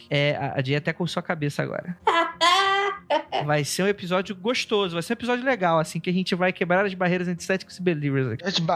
O Valer e o Bob Lazar. Não, Bob Lazar não, Bob Lazar não. Faz Valer, mas não faz Lazar. Pelo amor de Deus. Vocês choram muito, vocês são muito céticos. Toda vez que um ouvinte pede pra gente faz episódio do Bob Lazar, eu finjo que não vi. Eu também me faço de besta. A gente vai fazer melhor. A gente vai fazer um episódio de disputa. A gente vai fazer versus entre Bob Lazar e Jax Valer. Uma rinha. Quem ganha no soco? Os dois 80 km por hora. Vai ter gente chorando, gente sangrando, gente que não vai se falar mais depois. Vão perder o ouvinte. Ou vamos ganhar espaço para novos ouvintes, né? Até é tudo perspectiva. Por que eu puxei o Jacques Vallée? Porque o Jacques Vallée, ele tem uma questão muito legal que ele cita, porque ele é um astrônomo, cientista da computação, é um cara que os ufólogos gostam muito porque ele é um cara que ele abre um pouco as perspectivas científicas com relação à ufologia, apesar dele não ser um cara muito crente na teoria de que são extraterrestres, né? Ele até fala, né? Tem uma entrevista que ele dá, que eu tava escutando pra produção do Criptologia, que ele fala, cara, se esses objetos, eles são naves interplanetárias de seres de outro planeta, pra mim é um pouco decepcionante, que é muito simples, é um negócio que não agrega nada pra nossa física e tal. Eu prefiro pensar nisso como um fenômeno físico que a gente não entende ainda. E ele divide o fenômeno OVNI em 3 categorias. A primeira categoria é um fenômeno físico, que é basicamente sobre o fenômeno aéreo não espacial. Luzes no céu, fazendo acrobacias que a gente não entende, quebrando meio que as leis da física, segundo relatos, que fala sobre essa coisa de você ter um ponto de energia muito grande e que a gente não consegue compreender exatamente o que é aquilo. Essa é a primeira categoria, é a perspectiva física do fenômeno. A gente vai ter a perspectiva fenomenológica, acho que é assim que se fala, do relato, que é o quê? É como que o ser humano é afetado por isso. No caso, a pessoa que tem o relato. A pessoa que tem o relato, ela pode ter fenômenos fisiológicos com ela vai ter fenômenos psicológicos com ela vai ser afetada de diversas maneiras. Isso é uma outra perspectiva. E existe uma outra perspectiva do fenômeno OVNI, que é o fenômeno social que o fenômeno OVNI traz, que é como que a sociedade se comporta frente a esses relatos. Então, segundo esses três pontos de vista, a gente tem o fenômeno OVNI. E isso que é interessante. Nem sempre esses 3 pontos de vista são coerentes entre si. A gente não consegue fazer a junção desses 3 pontos de maneira correta. Então, por exemplo, quem não garante que, por exemplo, o fenômeno OVNI não é implantado como uma guerra psicológica entre países? Vocês têm evidências disso, né? Ou então fenômenos fisiológicos, né? Queimadura e cegueira para questões físicas, ou até mesmo, como no caso da Beth e do Barney, que os caras ficam completamente alucinados com essa parada. Tipo, cara, tô sonhando, tô tendo um monte de coisa bizarra, tipo, eu não sei o que é. Como é que a sociedade americana depois encarou isso, né? E por aí vai. Então, tipo assim, é muito interessante quando a gente divide dentro dessa perspectiva, que a gente consegue, de fato, estudar melhor isso, só que isso não traz resposta pra gente necessariamente, né? Porque a gente não tem prova, né? Das coisas, né? Mas enfim. O Barney, ele foi mais difícil de conseguir os relatos dele, porque eles só começaram a aparecer depois de bastante sessão de hipnose. Enquanto a Beth praticamente deu os relatos pra fora nas primeiras sessões, porque ela já vinha sonhando com isso, já tava mais vivo na memória dela esses relatos, o Barney não. O Barney custou a lembrar dos relatos dele. E os detalhes que ele narram são muito mais invasivos e são muito mais traumáticos do que a Betty. Que a Betty, ela conta de um jeito que ela tá com medo e tal, conforme ela vai relatando, mas parece que no momento da abdução ela tava mais tranquila. Ela tava se comunicando bem, trocando ideia, trocando experiência, aceitando o que tava acontecendo. O Barney não. O Barney tava cagado de medo, se tremia todo, de olho fechado, e foram muito mais invasivos com ele, literalmente, né? Colocaram um objeto cilíndrico em torno do pênis dele, que de acordo com ele, extraiu o esperma dele, e depois, em volta da onde esse objeto cilíndrico teria tocado ele, apareceram protuberâncias na pele do Barney, isso anos depois, que primeiro ele achou que era alergia, depois ele achou que eram verrugas, e também colocaram literalmente uma sonda anal no Barney, invadiram ali o ânus dele e introduziram objetos dentro do ânus dele e retiraram alguma coisa do ânus dele também. Pro Barney, isso foi muito mais traumático no sentido de invasivo mesmo, literalmente. Ele se sentiu muito mais violado. Esse exame de fezes ufológico é complicado. O exame de toque ufológico ali foi, né? Verificaram se tava tudo bem ali dentro. Você lembra que o Barney falou, não, de novo não? Ih, rapaz, o cara já tinha sido abduzido já.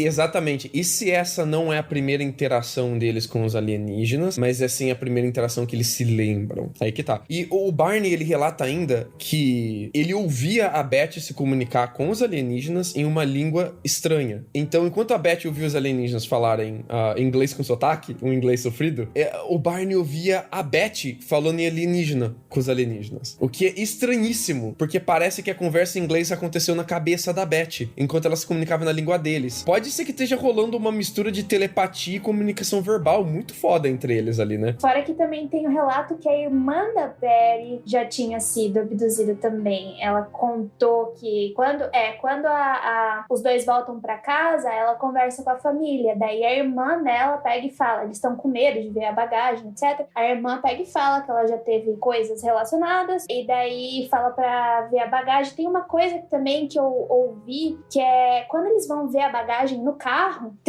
lembra que eles ouviram barulhos vindo de trás do carro? Uhum. Quando eles vão pegar a bagagem, o carro, ele tá com circunferências diferentes, que eles nunca tinham visto. Umas marcas, né? Umas marcas. Daí ela pega e fala pra irmã, olha, tá acontecendo isso, a gente tá com marcas no carro, o que tá acontecendo? O que a gente faz? Daí a irmã dela pega e fala assim, pega um compasso e coloca próximo dessas... Não, bússola, não é compasso. Era uma Não, eu ouvi o compasso. Não é compass, que é bússola em inglês? Eu não sabia essa história, então aqui eu tô completamente inédito pra mim, essa parte é inédita. Eu ouvi um compasso, porque o compasso, você colocou o compasso nessas imagens, né, que tinha formado, e ele começa a entrar em um movimento caótico, ou seja, não é a imagem que vai começar a se mexer, é o objeto que eles estão usando que começa a se mexer. É por isso que eu acho que é uma bússola por causa disso, né, porque o compasso não se move sozinho. Se o compasso começa a se mover sozinho, aí já é encosto, né? Então, eu ouvi dois relatos diferentes. Um não cita nada do carro, não fala nada do carro, nem da irmã. E nesse segundo eu ouvi sobre o carro e era um compasso, não uma bússola. É, porque em inglês é compass, né? Então, às vezes, sei lá... posso estar louca também. Não, imagina.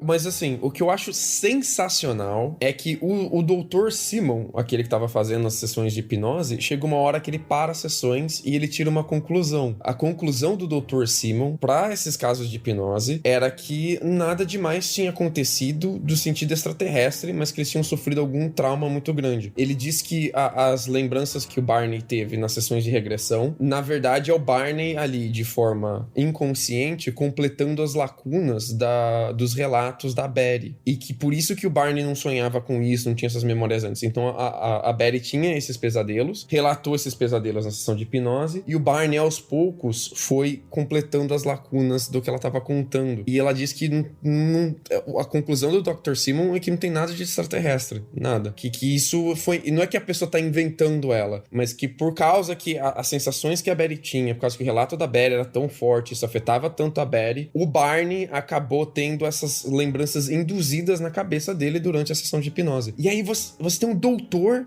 psiquiatra te dizendo, olha, sessão de hipnose é legal e tal pra regressão, mas dessa vez não rolou, é indução, não é memória de verdade. Isso eu acho muito interessante. Sim, mas ele fez isso falando principalmente em relação às memórias do Barney, e não da Beth. Ele disse que justamente, talvez seja parte, não só tenha... Isso tem a ver também com o que a gente falou aqui. Ele próprio vai dizer, inicialmente, que ele não lembra de praticamente nada, porque ele ficou quase o tempo inteiro de olho fechado. Então talvez também faça parte desse fato dele ter ficado calado, ou aliás, de olho fechado quase que o tempo todo.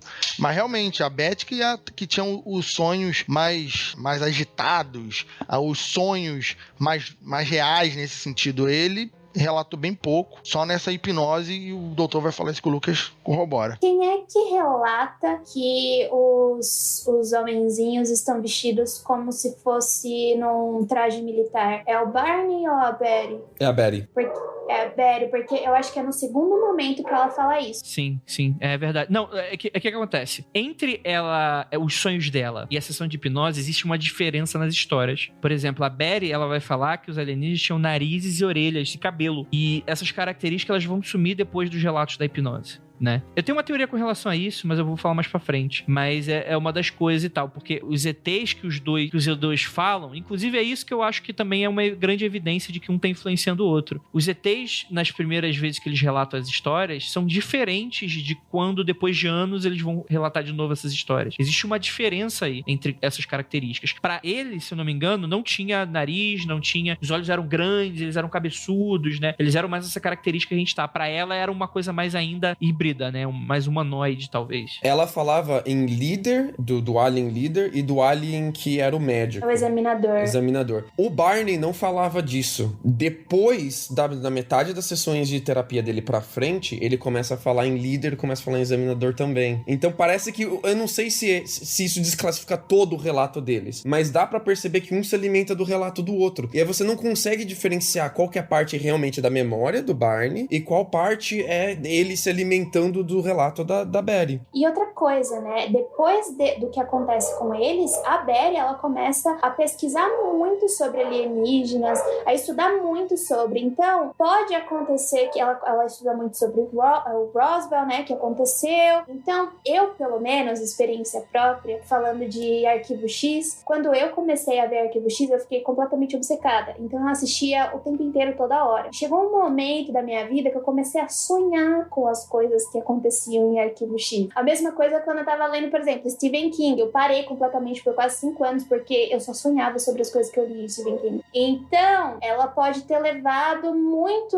Até quando a gente vai fazer uma prova, alguma coisa que a gente fica muito ansioso em relação a isso, afeta quando a gente dorme, né? Eu, pelo menos, sonho com as minhas equações de física de vez em quando. Então, são basicamente pesadelos.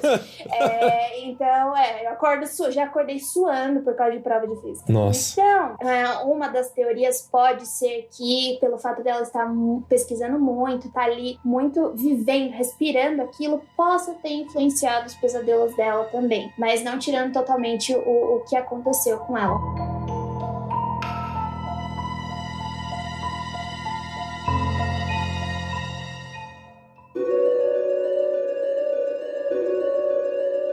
E o caso, indo pra mídia, ele vai ter todo esse alcance mundial e tal. Acontece que o caso deles foi parar em um livro do... É Crepúsculo, né? Eu vi. Não, é que assim, primeiro rolou do Boston Traveler soltar uma matéria chamada O Mistério do OVNI. Teriam eles raptado um casal e relatando o caso deles, né? E isso bombou, ganhou atenção nacional. Por causa disso, o autor desse artigo, que é um artigo de jornal, o John Luttrell, ele recebeu a fita do áudio gravada que a Betty deu para um grupo de ufologistas amador em 1963. Que a Betty foi atrás de um grupo amador indicado pelo Keyhole e ela deu um relato para eles que eles gravaram em fita. Esse cara que escreveu esse artigo pro Boston entrou em contato com o Dr. Simon, que é o psiquiatra. E juntos eles escreveram um livro chamado A Viagem Interrompida, que foi lançado em 66, narrando o caso e as sessões de hipnose e tal. E nesse livro eles publicaram uma imagem que a Betty fez durante a sessão de terapia, tentando se lembrar do mapa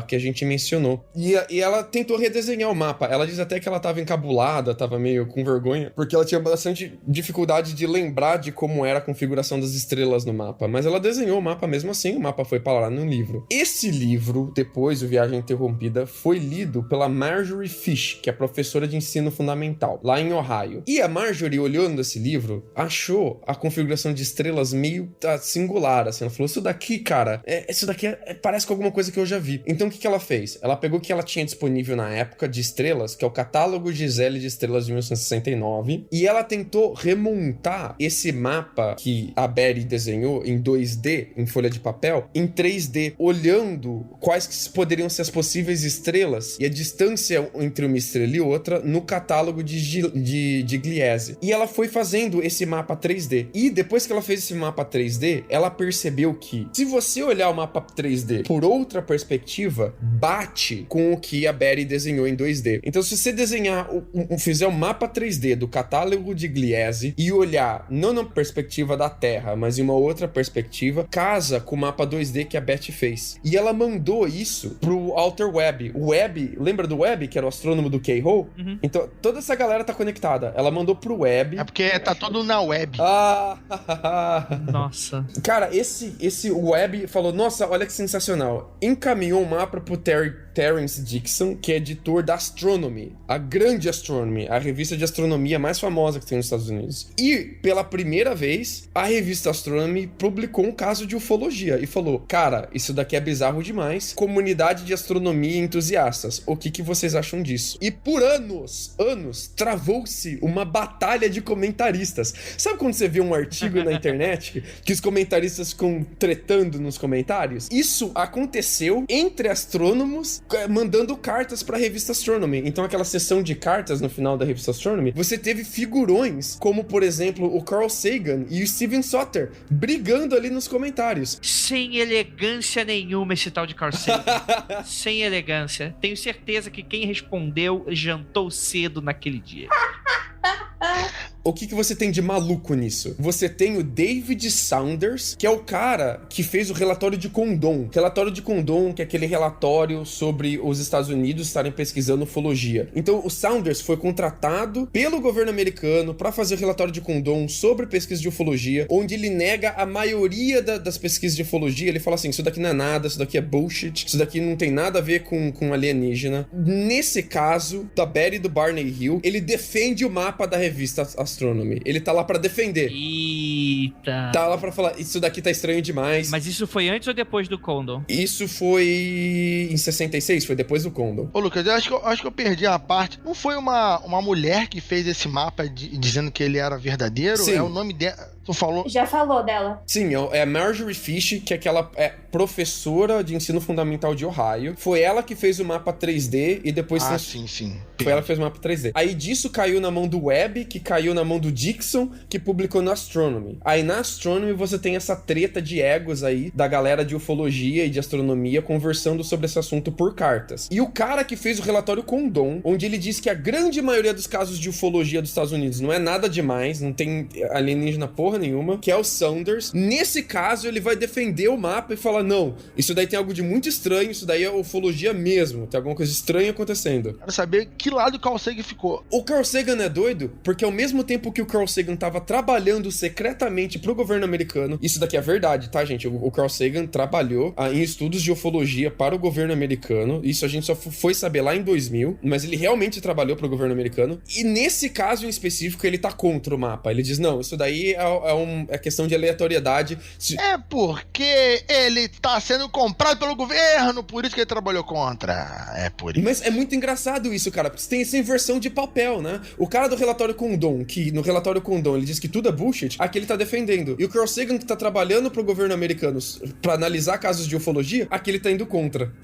Então, mas eu vou adicionar um cenário de fofoca. Ok, meus amigos. Ufólogos defendem que Condon, em seu relatório Condon, era vendido pro exército. Que o Condon foi lá e pagou pro Saunders negar tudo? Não, que o exército pagou pro Condon falar que não existia. Então, vou adicionar uma suposição de fofoca aqui. E se o Condon, na verdade, tava defendendo o mapa porque era o Carl Sagan que tava recebendo agora e o Condon foi demitido?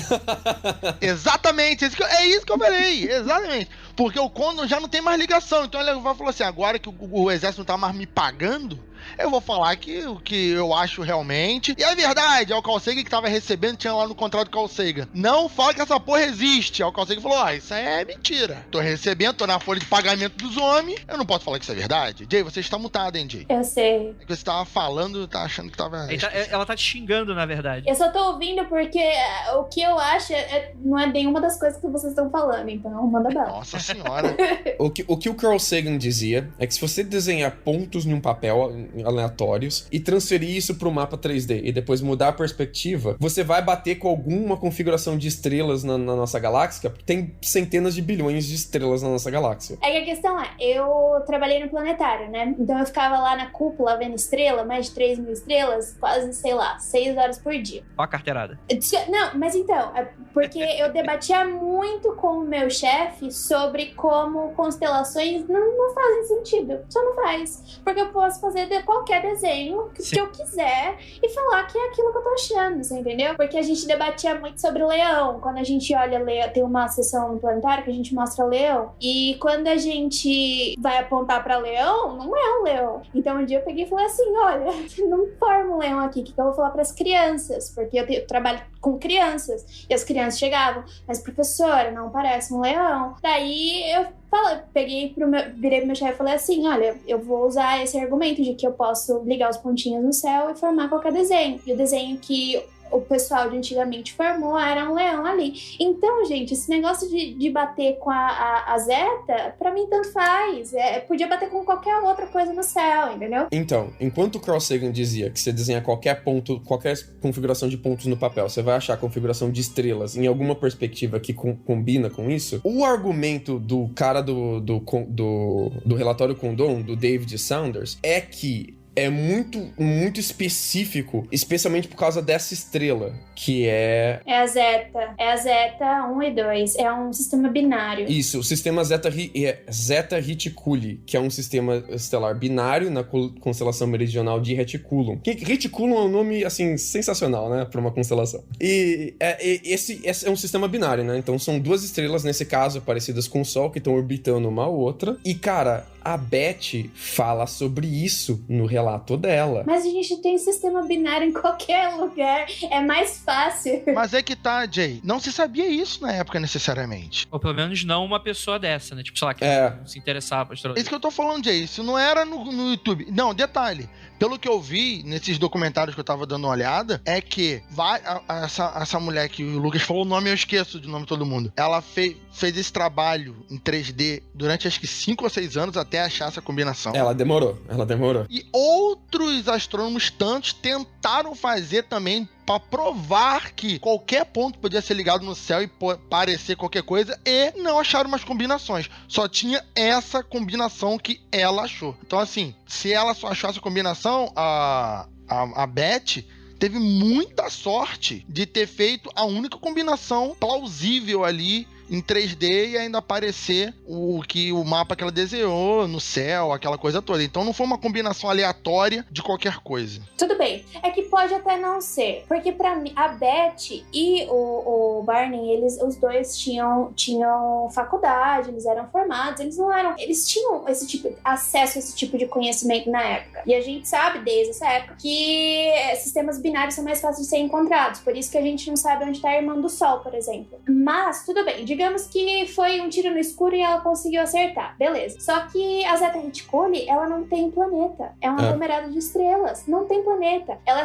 circundada por como se fosse uma poeira muito densa, do qual pode ser que tenha um planeta. Mas não tem. É tudo estrela ali no meio. E se tiver, vai tomar meteoro ali até dar com pau, porque é um lugar de autodestruição. É super violento ali. Vai ver que é por isso que eles moram debaixo da terra. Entendeu? Olha o que eu falei lá no começo. Então, mas essa discussão toda, ela vai cair porque esse catálogo Gliese de estrelas que a gente chama, ele é atualizado constantemente pelos astrônomos. Então, os astrônomos estão constantemente recalculando a distância da Terra até as estrelas e as distâncias relativas de uma estrela e outra, a posição delas no céu e tal. E saiu um update do catálogo Gliese.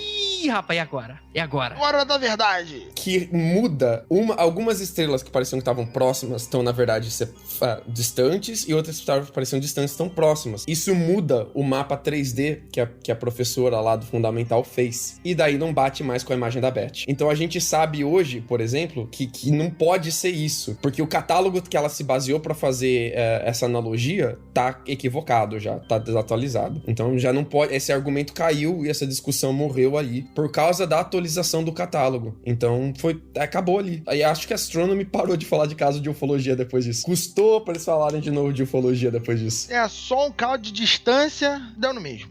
Dá no mesmo. A Reticuli tá, acho que é a 39 anos de luz de distância da Terra. É pertinho, aqui do lado. É porque esse é um catálogo de estrelas que estão próximas da Terra, tá? Esse é um catálogo de proximidade, do nosso, que a gente chama de nosso bairro estelar, né? Então, assim, errou aqui a distância daquela estrela ali do fundo, ele não estava a 50 anos de luz, estava a 80. Não mudou nada. Cara, essa discussão ela é muito natimorta, por dois motivos. Primeiro, porque a gente tá olhando pra planetas próximos. Nada indica que essa porra é próxima. Pode estar do outro lado do universo. Segundo, a gente está se baseando em alguém que desenhou um mapa anos depois em hipnose. De memória. De memória. Mano. E outra pessoa tentando reconhecer isso, construindo modelos 3D no ar, com barbante, e tentando olhar de ângulos diferentes pra ver se batia com o papel que a Beth desenhou. É até legal, mas eu não perderia tempo e energia discutindo essa porra, porque qualquer coisa. Aí essa atualização. Aí o Believer vai falar, não, mas pode ser qualquer outro ponto da galáxia. Aí o Cético vai falar, não, mas isso é conveniente. Então, tipo assim, não tem fim. Mas foi essa discussão que popularizou Zeta Reticuli como origem dos Greys, que popularizou o termo Grey e popularizou esse caso como um dos casos fundamentais de ufologia americano. Ah, não. Isso tudo bem, claro. Uhum. Esse caso ficou famoso por causa do livro que foi escrito em cima dele e por causa dessa batalha de grandes nomes da astronomia e ufologia que rolou dentro da Astronomy. Isso mexeu demais com o populário da galera, tanto que por causa disso pipocou caso nos Estados Unidos inteiro. Cara, o inbox do K-Hole, ele teve que se mudar de inbox, começou a contratar gente pra fazer a gestão de cartas e de relatos que ele recebia. Era um negócio que ele não conseguia dar conta do volume mais depois disso, né? Porque explodiu. Então a Jay, junto com o Carl Sagan, estão falando a verdade, na opinião dele. Porra, Rafael! Eu vou pegar o mapa. Eu tenho um mapa estelar aqui, vou esfregar na sua cara. A cara de felicidade da Jay, mano! Ela foi de feliz a triste muito rápido. Com uma curta frase muda tudo. Ó, olha pro lado positivo. Tá sendo comparado a Carl Sagan na hora de estar falando merda, mas ainda assim é uma comparação. Pior que eu nunca gostei muito do Carl Sagan, não. Eu prefiro o Feynman. Já que eu tô cancelada na internet mesmo, eu prefiro o Feynman, não o Carl Sagan. Fica falando mal de Asimov aí pra ver o que acontece. Os machinhos ficam putos. Como assim? Asimov? Como assim Asimov não é bom? Sendo que não foi nem isso que você falou, né? Não. Não, foi isso assim que ela falou. Foi isso assim. Eu tava lá. Eu gravei o relato. Exatamente. Você tava sob hipnose, né? Quando ela falou isso. Gente, opinião final de vocês. Luca Palaminuti. Eu acho que eles realmente viram luzes no céu. Eles viram alguma coisa no céu curiosa, devem ter parado pra ver o que era. E eu acho que eles deviam estar numa época da vida deles complicada e a Betty devia estar com algum outro problema que estava causando muito estresse na vida dela. E casou disso ser um estupim, alguma coisa que mexeu com a curiosidade dela e fez ela degringolar psicologicamente quanto a isso. Não acredito nos relatos de hipnose dela, dos relatos de sonho dela, por questão de ser evidência... anedótica. Exatamente, evidência anedótica de sonho e de hipnose ainda, então é evidência anedótica muito fraca. Não tem nenhuma evidência física pra corroborar isso. Pior ainda, é uma evidência anedótica que muda conforme a história, vai ganhando popularidade, vai ficando cada vez mais maluca, e os detalhes parecem demais com o que uma pessoa comum, como eu, como a Jay, como o Jacaúna, escreveriam se a gente tivesse tentando escrever uma fanfic de ufologia. Então, tipo, não sabe, parece...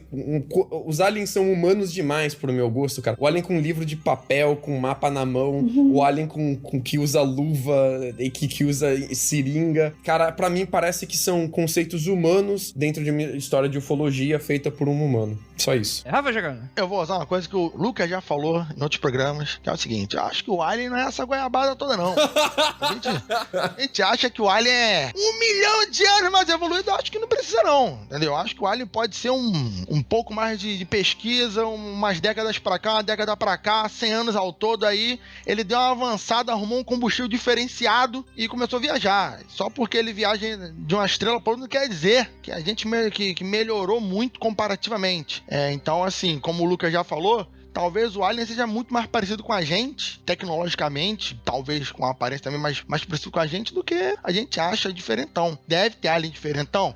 Claro que deve, mas... sei lá, se o formato humano talvez seja o mais eficiente para viajar no espaço, para montar em moto, construir carro, isso é a minha opinião humana. Lógico, eu sou humano, eu acho. Então é a minha opinião. Então talvez esse seja o formato mais comum, né? Se todo mundo fosse uma população que vivesse dentro da água, talvez como você dentro da água ia evoluir tanto as tecnologias, né? Nesse ponto. Pode ter, só que eu não posso dizer como, porque eu não tenho ideia de como isso seria. Não é porque a gente tem satélites no espaço hoje que a gente deixa de usar a chaleira em casa, né? Esse é o argumento. Pois é, então assim, as coisas podem acontecer. Não é porque tem gente que não tem um livro em casa porque é tudo no tablet que o livro acabou no mundo, sabe? Tem o manual da nave.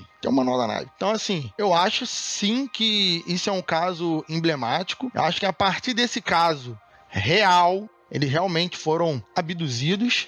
Muitos outros casos foram inventados, né? Vários casos, como a gente contou de uma outra vez sobre dessas teorias da conspiração, muitos desses fatos raízes derivam todos os outros casos. Eu acho que esse é um desses fatos que vai derivar milhares e milhares de outros casos. Então, esse caso da Beth e do Barney eu acho muito emblemático, eu acho extremamente significativo. Agora, os detalhes, realmente, eles podem mudar, seja porque a lembrança vai ficar mais apurada, seja porque, como a Jay falou, ela leu tanto que ela foi aperfeiçoando o relato, mas eu tenho pra mim que isso é um relato real, né? Os detalhes modificam-se porque a história vai modificando, essa memória ela vai trabalhando para bem ou para mal, mas eu acho que isso aconteceu real. Eles foram abduzidos e, como acredito em abdução atualmente, eu acho que esse caso é um dos primeiros relatos publicados, como o Andrei falou, publicados e divulgados. Não o primeiro caso de abdução, mas o primeiro divulgado, amplamente conhecido globalmente. Assim, eu acho que é importantíssimo, eu acho que é real. Jay, o que você acha? Então, eu não gosto de invalidar o relato das pessoas. Se elas falam que aconteceu alguma coisa, eu acho válido a gente sempre ouvir, questionar. É importante questionar, sempre questionem. Porém, vamos falar, tem um negócio que eu acho que a gente não citou, que foi que, quer dizer, citou, mas foi bem rápido, que o Barney, ele morreu muito cedo. Ele morreu com 49 anos, eu acho. Foi o quê? 3 anos depois do que aconteceu ou mais? O caso é 61, eles fazem as terapias em 63, ele morre em 69. Então, e daí muitas pessoas falam que o Barney, ele morreu, ele já tinha muitos problemas antes também, principalmente problemas estomacais. E que isso era muito da pressão que ele tinha em relação à sociedade e deles serem um casal interracial, né? E eu ouvi algumas pessoas falarem que talvez foi por causa da abdução que a saúde dele tenha ido muito rápido. Eu não acredito. Como a gente sabe hoje em dia que estresse e vários problemas que a gente tem, né? Saúde mental é muito importante, então eu acho que deve ter afetado sim a saúde dele e pode ter sido um dos motivos da saúde dele ter deteriorado muito rápido. E depois a Betty, ela virou, ela realmente ficou engajada em relação ao relato dela, dava entrevistas, falava bastante. Eu não acredito que ela tenha sido abduzida de fato, mas eu acredito que tenha acontecido alguma coisa. Eu vou me ater ao que eu disse mais cedo sobre eu achar que as coisas que a gente se aprofunda demais, a gente acaba levando, fica no nosso cérebro durante muito tempo, né? E eu, como eu já falei sobre as minhas provas e sobre vários livros que eu lia muito, que eu ficava quase obcecada, eu dormia e sonhava, né? Então eu acho que isso pode ter afetado muito nos sonhos dela. Se não me engano, ela teve sonhos durante 7 dias direto, né? Uhum. Eu acho isso muito...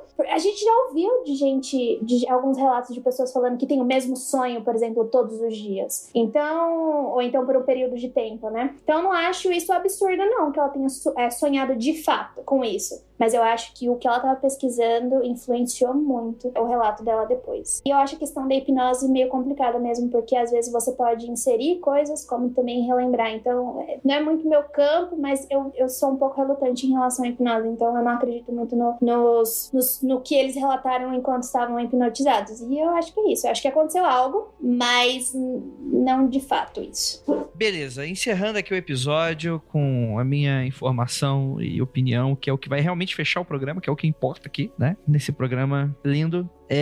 Gente, gostaria muito de agradecer a vocês que ficaram até aqui, esses ouvintes maravilhosos. Um beijo pra Denise, pro Júlio, pro Diego, pra Cássia, pra Kemi, pra todo mundo. Beijo pra vocês, seu lindo. Cara, o que eu acho é o seguinte...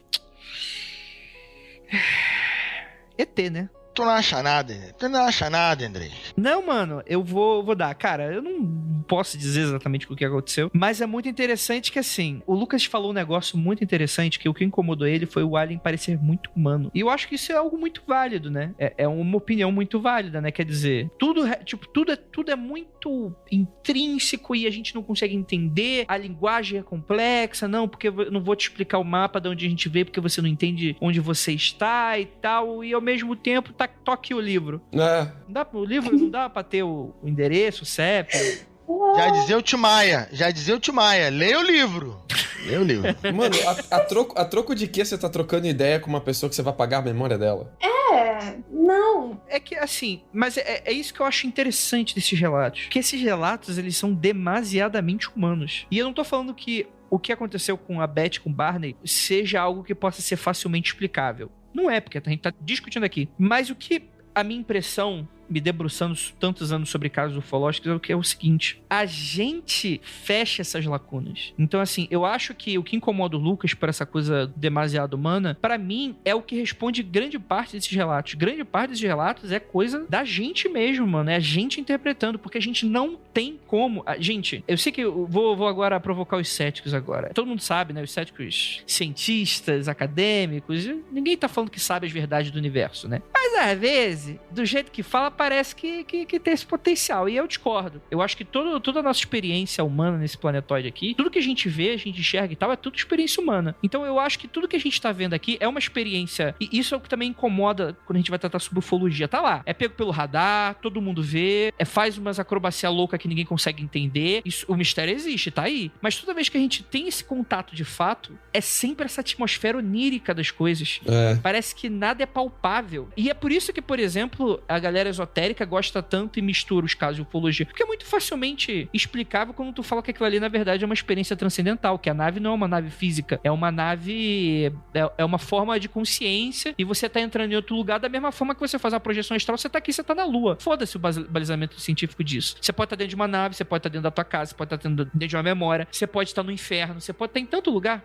Tem evangélico que fala que ET é demônio, né? Então assim, o problema tá justamente em que uma coisa não encaixa o fenômeno físico não encaixa no fenômeno psicológico e fisiológico dessas pessoas. Isso que é o bizarro. É isso que é o que dá a topada na parada. E tipo, o problema das teorias esotéricas e espiritualistas é justamente porque se você tem de fato essa experiência, por que você precisa emular uma nave? Tipo, eu sou um ser evoluído, uma entidade evoluída, um espírito evoluído, eu vou emular a dimensão de uma nave, eu vou mudar minha forma pra um ETzinho e vou falar que eu sou de Zeta Reticuli. Tipo, pra mim não faz. Tipo, pra mim era muito mais fácil, como os nossos antepassados, enxergar aquilo e falar que é anjo. E aliás, por que a gente fala que é disco voador e não anjo? Será que existe coincidência em que na década da exploração aérea e aeroespacial, as luzes que a gente vê no céu é ET e seres de outro planeta? Talvez em outra época fosse outra coisa o nome, né? Será que tem uma grande paranoia cultural rolando em um país onde o próprio governo deixa tudo secreto por causa da Guerra Fria e tem um grande inimigo do outro lado do oceano? Sim. Mas eu não acredito que essa seja uma causa. Mas eu acredito que seja um combustível muito potente pra isso. Porque o fenômeno não deixa de acontecer em outros lugares, né? E isso porra... Nem em outras épocas, né? É que nessa época você tem o boom, né? O grande... Nossa. Sim. Por isso, é conveniente... No grande século em que a gente tá os aviões de fato entram na nossa vida, a gente vai pra Lua, cara, a gente quebra a barreira do espaço. Convenientemente, é nesse momento que os aliens aparecem. Obviamente que os believers vão falar que é porque a gente tá ficando perigoso, né, pro espaço, né? A gente não consegue nem saber onde é que fica Zeta Reticuli e tá perigoso, né? Vai sair soltando bomba atômica em Zeta Reticuli. Não. O believer de verdade vai te falar que tem desenhos da época medieval com disco voador. Esse que o believer vai te falar. A gente já falou sobre isso, né? A batalha nos céus, né? A gente tem aquelas pinturas... A gente não sabe o que é, mas dá pra encaixar. Mas até aí não é nave, pode ser anjo, pode ser da Terra Oca, pode ser. O que baliza essa parada? É uma pessoa falando sobre hipnose? Isso aí qualquer um faz, né, mano? Tipo, o problema é a falta de prova, de evidência, né? Como é que tu explica? Qual vai ser o elo das três categorias? Eu deixo aqui em evidência também uma parada que é sensacional nesse caso, que é o cuidado que todas as pessoas envolvidas, que não é o casal ali, Rio, tiveram com isso, né? O cara que era hipnólogo mandou eles pra um terapeuta, em vez de fazer a hipnose ele mesmo. O Keyhole teve todo o cuidado de coletar as evidências, tomar o depoimento deles, gravar tudo bonitinho. Não saíram por aí estourando isso em qualquer jornal e tal. E até saiu a matéria no jornal ali de Boston, a parada ficou contida entre o meio ufológico tentando coletar evidências e entender aquilo, né? Essa era uma época que se preocupava em tentar entender, em coletar evidências e criar esses relatórios, essas conexões entre os casos, muito mais do que bombar e ser sensacionalista, por exemplo. Isso era muito maneiro nessa época, no começo ali da ufologia, né? Eu diria que o começo e o final dela, né? Pelo menos o final de uma ufologia mais séria, né? Porque a partir da década de 70 e 80 vai começar essa alta literatura ufológica essa retroalimentação de um caso que alimenta o outro, né? Pois é, né? Você vai perder o interesse porque, cara, vai virar coisa de gente boba falar de disco voador, de vir um disco voador. Aí realmente vai ter gente que vai olhar pro céu, vai ver a estrela e vai falar, não, aquilo ali é disco voador. Aí vai pintar um bando de casos, de pessoal falando que o reptiliano comeu meu cachorro, recebendo mensagens de Zeta Reticuli dos Greys. Aí tu perde o rolê, né? Então, tipo assim, começa a vir gente esquisita, né? Mas é um caso muito sem solução, mas o que eu acredito é o seguinte, eu realmente acho que o Barney e a Beth, eu quase que falei, o Beth e a Barney passaram por uma experiência e que eu não acho que eles estejam mentindo, eu acho que quando você escuta os áudios, você não consegue acreditar, mas isso tá muito longe do que aquilo que eles estão falando tem uma realidade concreta, né? Então eu acho que se de fato existem seres de outro planeta, eles são tão doidos, tão diferentes, e eles são basicamente onipotentes a ponto deles fazerem absolutamente qualquer coisa com a gente. Isso talvez seja o mais assustador. E que no final desse contato, a nossa cabecinha, a gente não consegue sair do clichê de que, basicamente, aquele filme Contatos Imediatos de Quarto Grau, lá da Mila Jovovich, eu acho que presta uma grande homenagem pra esse tipo de relato, né? Principalmente relato sobre hipnose. É mais ou menos sobre isso, né? Tipo, você embaralhar tua cabeça e tu vai imaginar que o ET que tu viu é um cara de cap que te arrastou pra dentro da nave, né? Mas na verdade não rolou só isso, mas de quem é o interesse de você estar relatando assim, né? Enfim, ou seja, não faz nem sentido, sou isentão, é isso aí, isso não vai mudar, gente. Desculpa aí qualquer coisa, pau no meu cu. Muito obrigado pra todo mundo que tá até aqui. Gostaria de lembrá-los que não olhem para trás com um pequeno pensamento. Dizem que quem muito procura acha.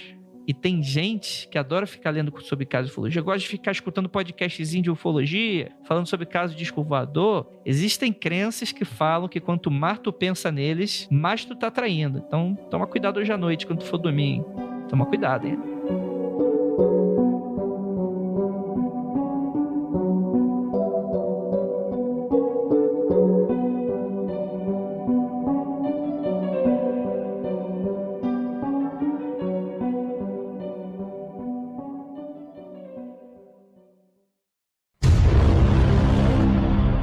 Traindo. Então, toma cuidado hoje à noite quando tu for dormir, hein? Vai ter... Toma cuidado, hein? Caraca, tô tentando. Até hoje já tem uns 22 anos que eu tô pesquisando essa porra e os caras não vêm atrás de mim. Me leva, pelo amor de Deus, não aguento mais aqui. Eu quero Caralho, não botou uma sonda pra tirar cocô ainda. Caralho, meu Deus do céu. Eu ia falar, Rafael, isso prova que existe vida inteligente do lado de fora do planeta Terra. Cara, eu não vou fazer esta merda, vou perder meu tempo levando Jacaúna, não vou. Jamais. Jacaúna não vai me trazer nada. Rafael fazendo chuca toda noite pra tomar sondanal bonitinho ali, sair bem na foto. O cara sai de Zeta Reticuli, é alvo de asteroide, tipo, é basicamente É o Belfor Roxo. Ele vai vir pra cá pra produzir gente de Belfor Roxo. Ele já sabe. Os Greys são os Belfor Roxense intergalácticos vindo aqui encher o saco, velho. Ele já sabe o que é. Eles vão pra onde? Vão pros Estados Unidos, vão pra Europa. Vão pro interior de Minas Gerais. Vão pra esse lugar, mano. Não vai se dar esse trabalho em Belfor Roxo. Jamais. Que isso. Você tá lá em Zeta Reticuli e vê só as tracejadas. Tomar um tiro em Belfor Roxo. Tomar um tiro. Vai passar assim, pá! Toma um balaço. Fuzil no disco voador, calcula. Não vai dar esse mole. Lembro sempre do vídeo que viralizou no WhatsApp, no iniciozinho do WhatsApp, daquele do jogo de futebol com o pessoal dando tiro de fuzil pra cima, comemorando gol. Mano. Isso eu falei, é perto daqui de casa. É perto de casa, isso. É na outra quadra ali do Rafael, então. É gol, caralho, porra! Pá, pá, pá! Plá, plá, plá. Aí, nego, caraca, isso não é verdade. Eu falei, mano, tem um amigo meu passando ali no vídeo, cara. É que merda essa porra.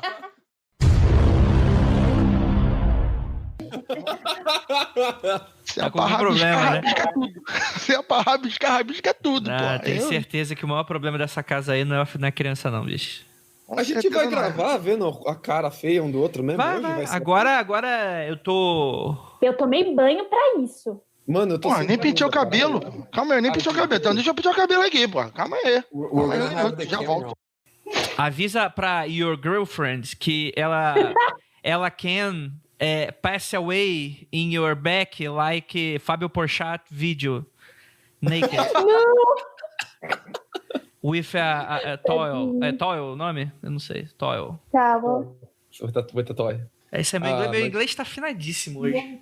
Tá gastando ele, hein? Pô, tô gastando. 2020 acabou meu inglês. Meu Deus do céu. O que tá acontecendo? Vamos lá, gente. Podemos começar? Podemos começar, cachorro da Jay?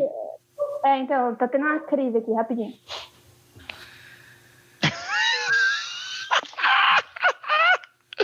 A Jay, eu tive a impressão que a Jay mutou e fez assim. A